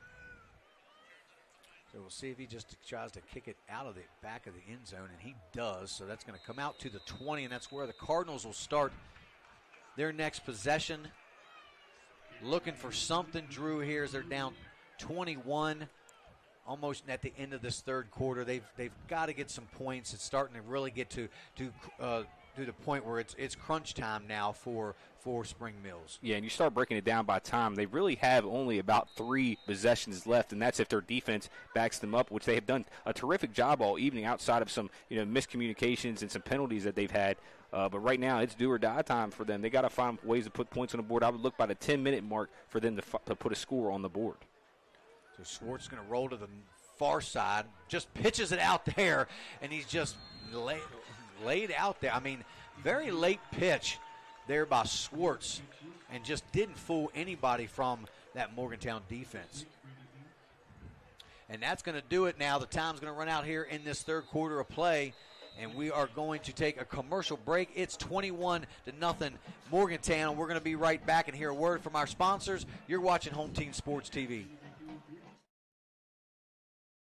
Glass company that has been serving the Northern Virginia, West Virginia, Maryland, and D.C. areas since 1962. From the first call to the day your glass is installed, we promise fast, knowledgeable, and friendly service. We are always happy to answer all your questions and work with you to design a space that is beautiful and functional. When you choose to work with us, we will treat you as family. We can provide an estimate via email or schedule a free in-home measurement and design consultation. Please contact us to get started on your new shower enclosure or glass project today.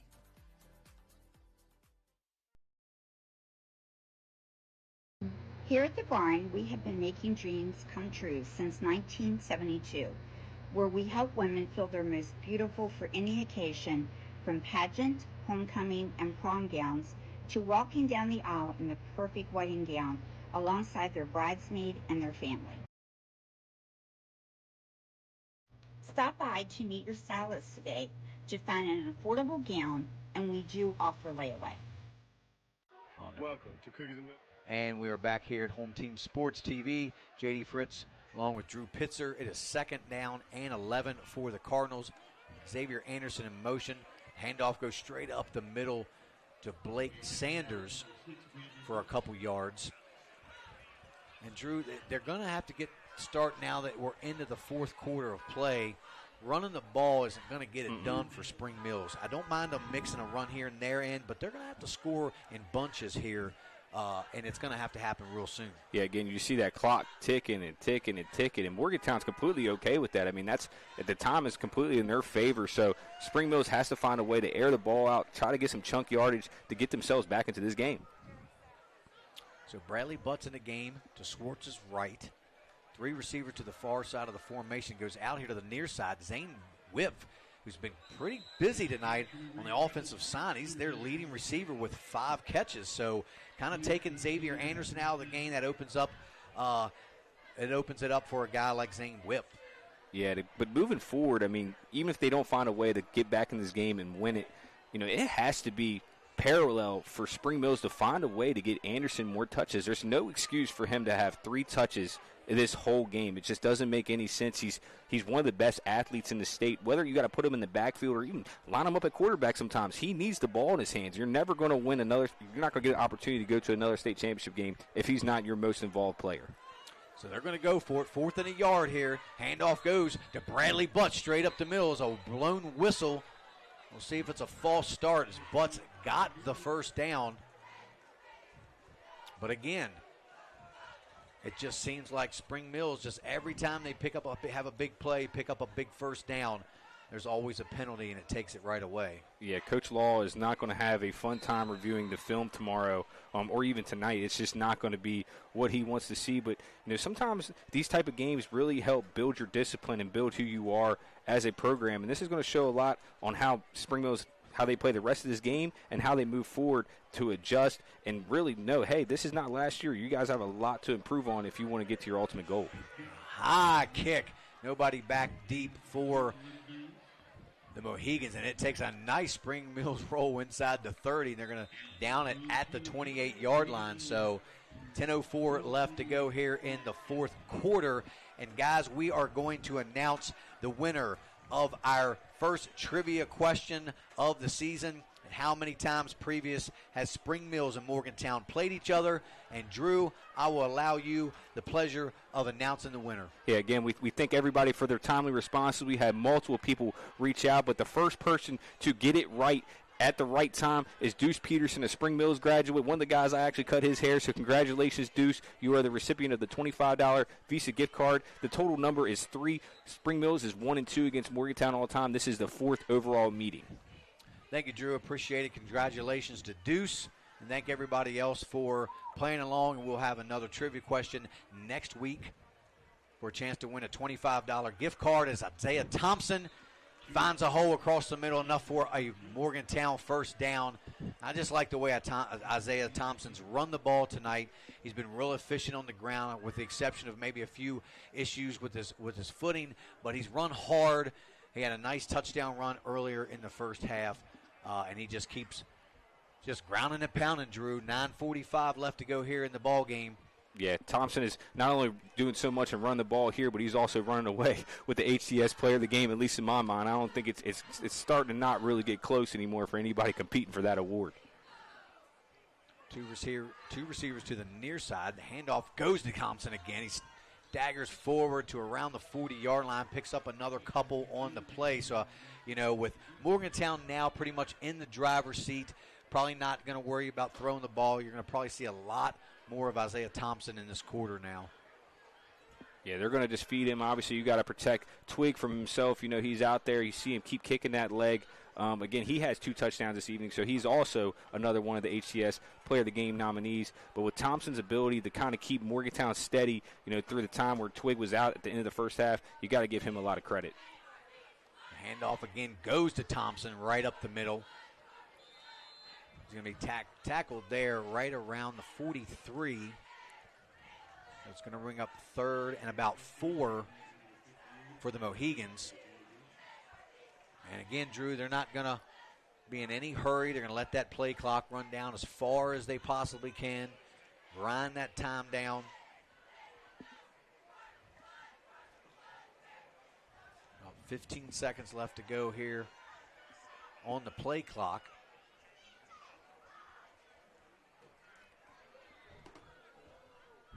They might end up taking a timeout here as it's below 4, 3, 2. Yep, timeout.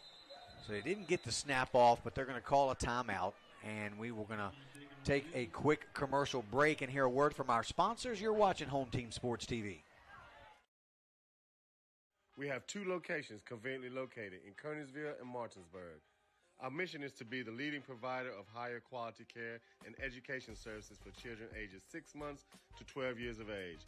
We provide the highest quality child care available at an affordable cost. For more information, contact us at 304-901-2961.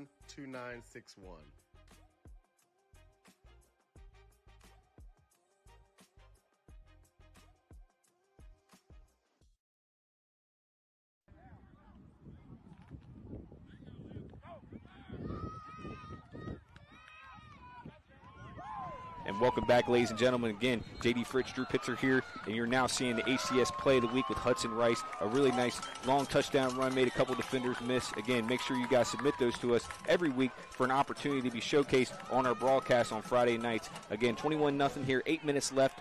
3rd down and 6. J.D., a huge opportunity there for Spring Mills maybe to try to get themselves back in the game. Yeah, and they definitely need a big stop here. As Twig will take it himself, and he's tackled there, and you could just tell Twig's just not 100% as he's hit and just kind of falls down gingerly towards the outside. And unfortunately, hopefully it's not going to be anything too serious. Maybe it's just like a Charlie little horse. hip flexor thing or Charlie horse type of thing. So we know he's not 100%, unfortunately, but luckily for the Morgantown Mohegans, they're in control of this ball game, so he doesn't have to do a whole lot. Just do what he does, manage the game. But not enough for that 1st down, as Morgantown will now punt it away. And that's going to be, I believe, number 10. Whip. Nice kick as Whip will take it. Cuts to the near side here. Not a lot there, and he is tackled right around the 27-yard line. So the Spring Mills Cardinals will take over there. Desperately needing something on offense, Drew, and has to, I would say every possession at this point is critical. You've got to come away with some points. Yeah, I think even if you score right here with the amount of time left, you're probably going to have to kick an onside kick. I mean, at the end of the day, it's going to probably take you at least 2 minutes to put points on the board if you do. Morgantown's done a great job of stifling them all evening, but right now, you need to be in the 2-minute drill every time you touch the football right now. Yeah, and I don't know what's preventing them from taking a shot down the field. That's something that they've been missing all night long. And the whistle was the snap, so it looked like it was inadvertent whistle possibly. I don't know. It happened just as the ball was snapped, so they're going to remark it, and they're going to run the play again. So 2 receivers to each side of the formation for the Cardinals as they just content to run the ball with Jones straight up the middle. So I don't know really kind of what they're doing. I don't know if they're waving the white flag, Drew, or Looks what like they're it. saying. I mean, I would love to still, for your team and especially your offense, I feel like they've been out of rhythm all night long. And in order to kind of get that monkey off their back, they've got to try to get themselves into some sort of rhythm as the ball's caught there by Anderson but slipped and fell. So it's going to bring up 3rd and 3.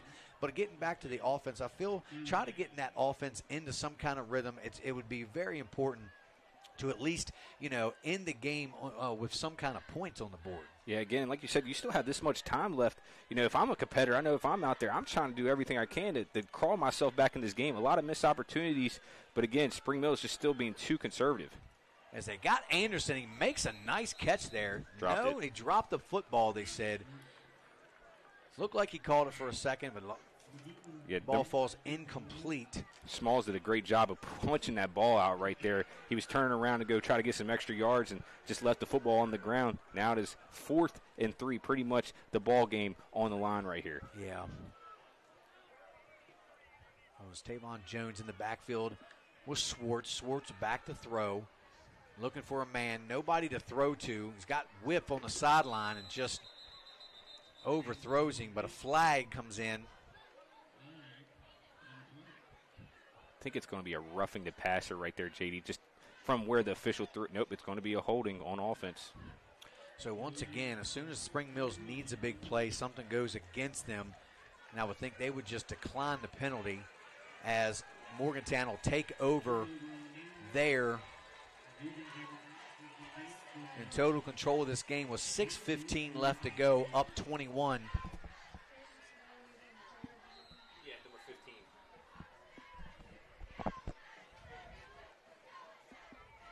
So they finally do. Twig finally takes a seat. So his night is most likely done. As we saw, he kind of looked a little more banged up there that last possession. No need to, make anything worse. He's got a lot of season left to play. As Henage is in the game. Handoff goes to Thompson. Busts to the outside. Picks up about 4. Looked like he had a lot more there, but great open field tackle.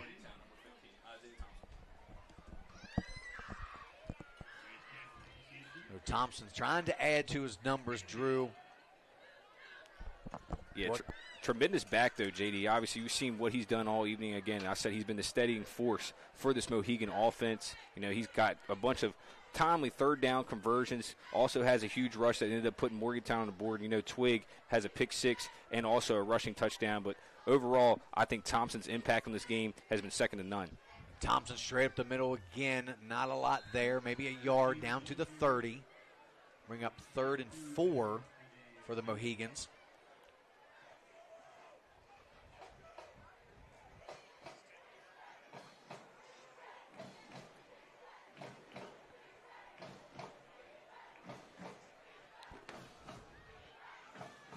They're calling it 3rd and 5, I guess. I'm just going to let that play clock run down as far as possible as quarterback Henage is getting the play there from Coach. Underneath 8 seconds now. See, Bozer's not too happy with how much time just coming off the clock, and there's a false start. Yeah, see, that's what happens when you get start feeling a little bit rushed there, running with the play clock running down. You get a little bit confusion with the snap count. Got a little false start as Tanzer George out here jumped a little early. And sometimes that happens when you change a quarterback. It's different cadence, different snap count.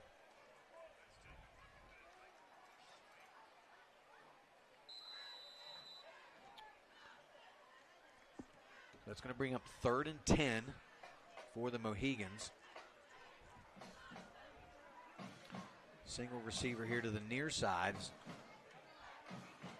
Tanzer George. Thompson in the backfield with Henage. Handoff's going to go to Thompson off tackle here. He breaks a tackle, cuts it up the middle. He's still on his feet and spins his way down inside the 25. And there goes Isaiah Thompson again. And you see just that strength. He comes up hobbling a little bit. Not a big guy at 170 pounds, but definitely twists and turns and is able to break tackles, Drew. Yeah, we see Xavier Anderson gets a little shaken up right there, too. It just keeps getting worse in terms of health-wise for Spring Mills. They have multiple guys that are beat up coming into the night. You see Sanders and Anderson both having some shoulder injuries. Hopefully the best for them as they still have a long season left to go. Still extremely talented. Spring Mills, again, hasn't played their best football yet, though, JD, but I still see the overall expectations from this Cardinals is excellent. Nothing short of it. Thompson stayed in the game, it looks like. He's got the carry again, hit hard there might have got a couple on the play. Excuse me, that's not Thompson, that's Zayden Lockett.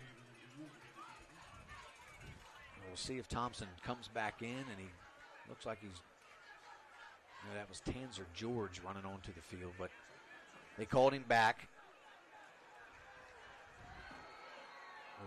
Thompson's night might be done as well. Get some of those starters out of the game as we're approaching 3 minutes to go. 3 receivers to the near side here. Owen Young,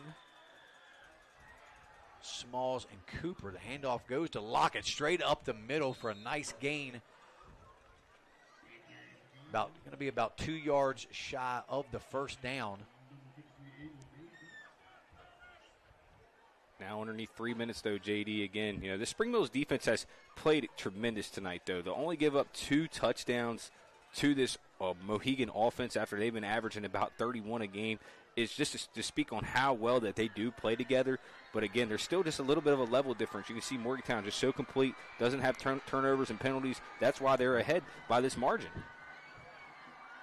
So Morgantown continues to just run that play clock. Oh, and it goes in and out of the hands of Henage. This could be a big play for Spring Mills, but Henage gets the ball back.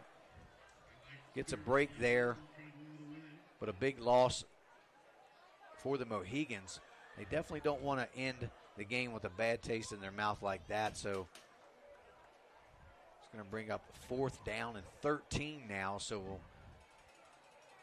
we don't see the field goal unit coming on, and they're probably just going to be content to running another play. They'll probably try to do a little one-on-one shot. You see Spring Mills is in this man defense right here. They're probably just going to try to toss it up in the end zone, see if they can put another 7 on the board. So Owen Young and Jaden Smalls here to the near side. Single receiver to the top of your screen. There's going to be a timeout. Delay game. There's another delay of game, and I see Coach Beiser over there having a fit. He is not happy with how much time they're taking off to get, how much time they're taking to try to get the playoff. And we have another update from Martinsburg High School. It is now 39-6 going into the 4th quarter. Martinsburg firmly ahead. Again, this game right here, 21-0 in the closing minutes of this game. And University of Fairmont State, or Fairmont Senior, are tied up 21-21 going into the 4th quarter. Thank you, Drew. And it's 4th down here. And looks like Hennage is back to throw. He's looking for a man. He's going to have to scramble. He's way back to the 50, heaves it up, looking for Tanzer. Can't make the, sorry, that was Carter Cooper. Can't come back and make the catch. But are we going to have a roughing the passer, Drew? Whew. Yep. I mean, Matthew Hennage had ran nearly 20 yards backwards to try to make that throw. So not where you'd want to have a roughing the passer. Yeah, again, this is really just puts the cherry on top for this Morgantown offense. Again, another penalty from Spring Mills, and that's just been the story of their night. 2 interceptions in the first half, and at least 15 to 17 penalties a night, over 120 yards in penalty yardage. It doesn't matter who you're playing. You're never going to beat a team like this. And now Morgantown's probably going to be committed just to running the timeout. And I think now's a good time, JD, to talk about our HCS player of the game. I know I'm going with Isaiah Thompson, but again, you still have Twig there. Who do you got? Well, I like Thompson as well. Twig, if it wasn't, we didn't really get to see the best of Twig tonight, just simply fact because he missed some of that, second quarter, and you could tell he was just a little banged up here as Lockett takes the handoff there, picks up a couple yards. You could just see that Twig wasn't 100% coming out the second half, was more or less handing the ball off. He did try to manage to throw the ball a couple times, but they definitely pulled him here earlier in the 4th quarter. So unfortunately for them, he wasn't able to put up the kind of numbers that he's used to putting up this season. But I agree with you. I love Isaiah Thompson. He just runs hard. He's got a nice quick burst, breaks a lot of tackles. I think that's a good choice for the Home Team Sports Player of the Game. So, ladies and gentlemen, it is now official. The Home Team Sports Player of the Game is Isaiah Thompson. Again, had a huge touchdown in the first half. Been rushing the ball extremely well. Got a bunch of timely first down conversions, too.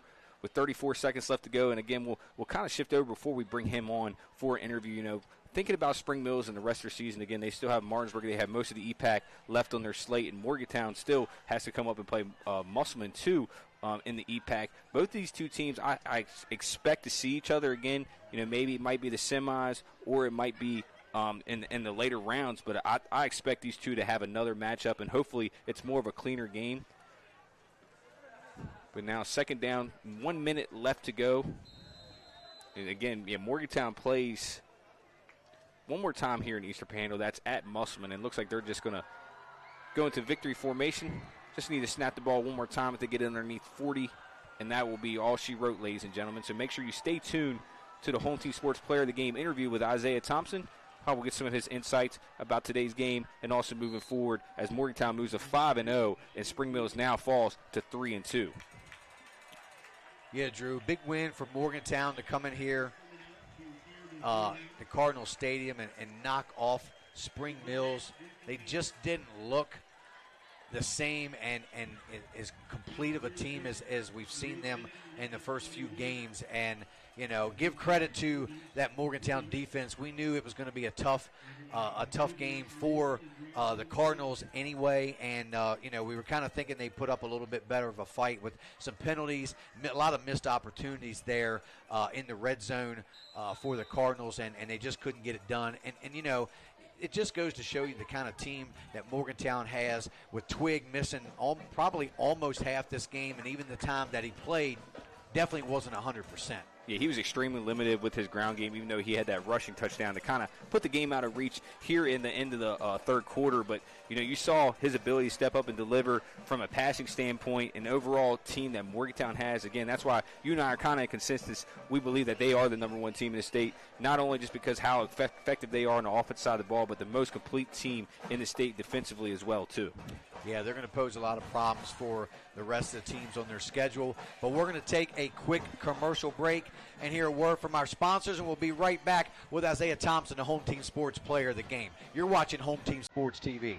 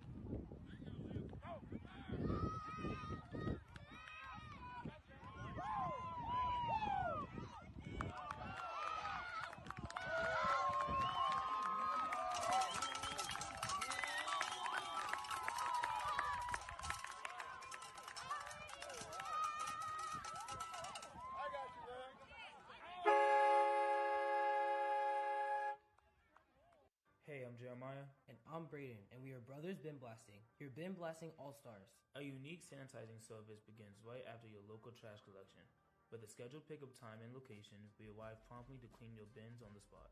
Our advanced 360-degree cleaning heads and pressurized water heated to over 200 degrees ensures a powerful blast blasting away 99% of all germs and bacteria. Visit our website at brosbinblasting.com and use code GETBLASTED to receive 50% off your first cleaning. The Eastern Panhandle is home to teachers and healthcare workers, farmers and fishermen, servicemen and women, golfers, bicyclists, and people who love the outdoors. Where we call home isn't any one thing, so we're not either. At Rosedale Funeral Home and Cemetery, we are honored to help you plan a celebration of life that reflects one's individuality. Our trusted local team is here to see that your wishes are honored and that your special story is told. Transform your yard with custom fence and deck, where elegance meets function. Serving Martinsburg and surrounding areas for over 30 years, our expertly crafted decks and fences offer both beauty and protection. From classic woodwork to modern vinyl, experience the craftsmanship that truly elevates your space.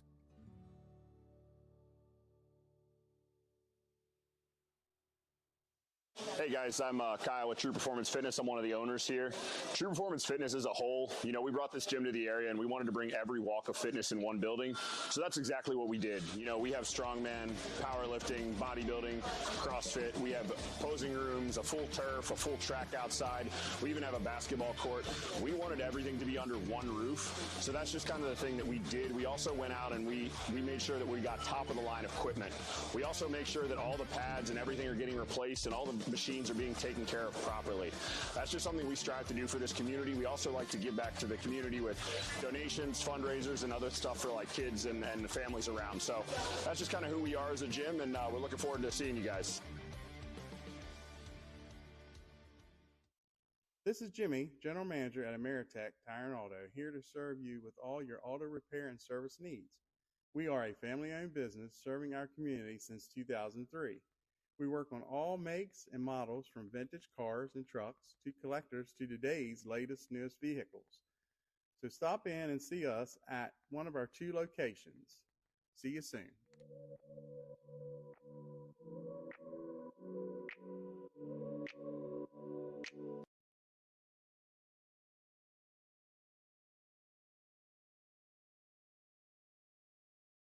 Since opening in 2017, we have been the local hangout spot to watch a game and meet up with family and friends. With over 15 TVs, there isn't a bad seat in the house. We have arcade games, including the world's largest Pac-Man, 2 pool tables, and more, serving a full food menu ranging from appetizers to steak dinners, 11 a.m. to 11 p.m., 7 days a week, and later on weekends. Daily drink and food specials, and of course, happy hour from 3 to 6 Monday through Friday. Come on out to Benchwarmer Sports Bar and Grill. Looking to enhance the beauty of your outdoor space? Look no further than R&L Landscapes. We understand that your outdoor space is more than just a yard. It's a place where memories are made with loved ones and where you find peace and tranquility. Our team of professionals will work closely with you to bring your vision to life. From expert design and installation to meticulous maintenance, we are committed to delivering breathtaking results that will make your neighbors green with envy. With our state-of-the-art equipment, we guarantee exceptional craftsmanship that will withstand the test of time. Contact R&L Landscapes today and let us turn your dreams into reality. I understand that each client is unique and has their own real estate needs. Whether you are buying, selling, renting, or a seasoned investor, I got your back. My name is Cheryl Yates, an award-winning realtor with ERA Liberty Realty. I've known Cheryl Yates for over 30 years now, and I've always found her to be the consummate real estate professional. On a personal level, Cheryl has handled 3 sales for us over the past 15 years or so and has done an excellent job on each and every one of them. She communicates extremely well, and you never have to worry about where you're at in the sales process. What I like about Cheryl is she's dependable, she's on time, she's flexible, and she works hard to get the job done. We had our sales very quickly through Cheryl Yates. Whatever your real estate needs may be. Hey guys, we're back here with the Home Team Sports Player of the Game, JD Fritz. I'm JD Fritz. I am joined by Home Team Sports Player of the Game, Isaiah Thompson. Isaiah, great game tonight. And a couple tough runs. You look like you're limping, a little banged up, but you still keep running the ball hard. We watched you a few weeks ago when we did the game against Jefferson. Was really impressed with how hard you run the football. You had 4 touchdowns last week in the game. So kind of talk about what you did, what your contribution to this team's been so far this season.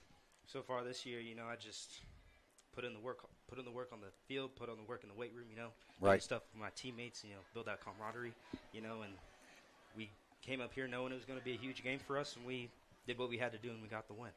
Yeah, and coming into this game, there was a lot of big, excitement and around your offense, especially Maddox. Maddox went out there, got a little banged up, sat out for a little while, kind of, makes the offense not quite as dynamic when he's not in the game. So obviously somebody like yourself had to really step up and kind of play a bigger role tonight.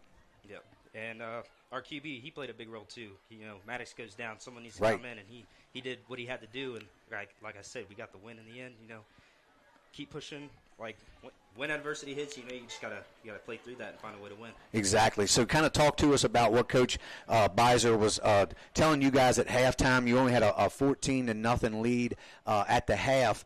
So what were some of the adjustments or some of the things you were seeing Spring Mills do that you guys had to make adjustments for in the second half? They were catching on to our plays. Our QB calls out the plays every time, and they were Right. calling on or catching on to the play calls. So we had to adjust to that. Right. We have 2 different sets of things that we do, so we just had to adjust, and it worked out. Yeah, I mean, you guys did a good job. You guys do a good job adjusting, and we're able to put another score there late. With Maddox had that pick 6. That was pretty cool. Also, you guys, who do you guys have next week? We got Wheeling Park. Wheeling Park next week. So another big game next week, Wheeling Park. I think, is that a home game for you guys? It is. So you guys have Wheeling Park coming to town. So how do you guys go from a tough Spring Mills game and adjust to now preparing for Wheeling Park? Forget this game.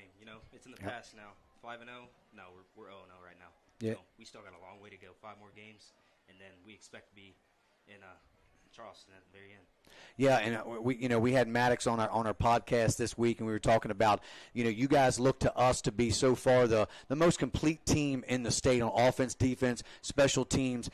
So that should carry you guys right to the championship. So talk a little bit about how much Coach talks to you about being good in all phases. All the time.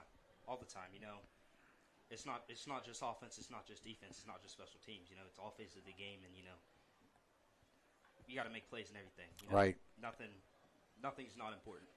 So how's it feel to be 5-0, number one team in the state? Now you guys got that target on your back. Every week teams are going to be coming after you.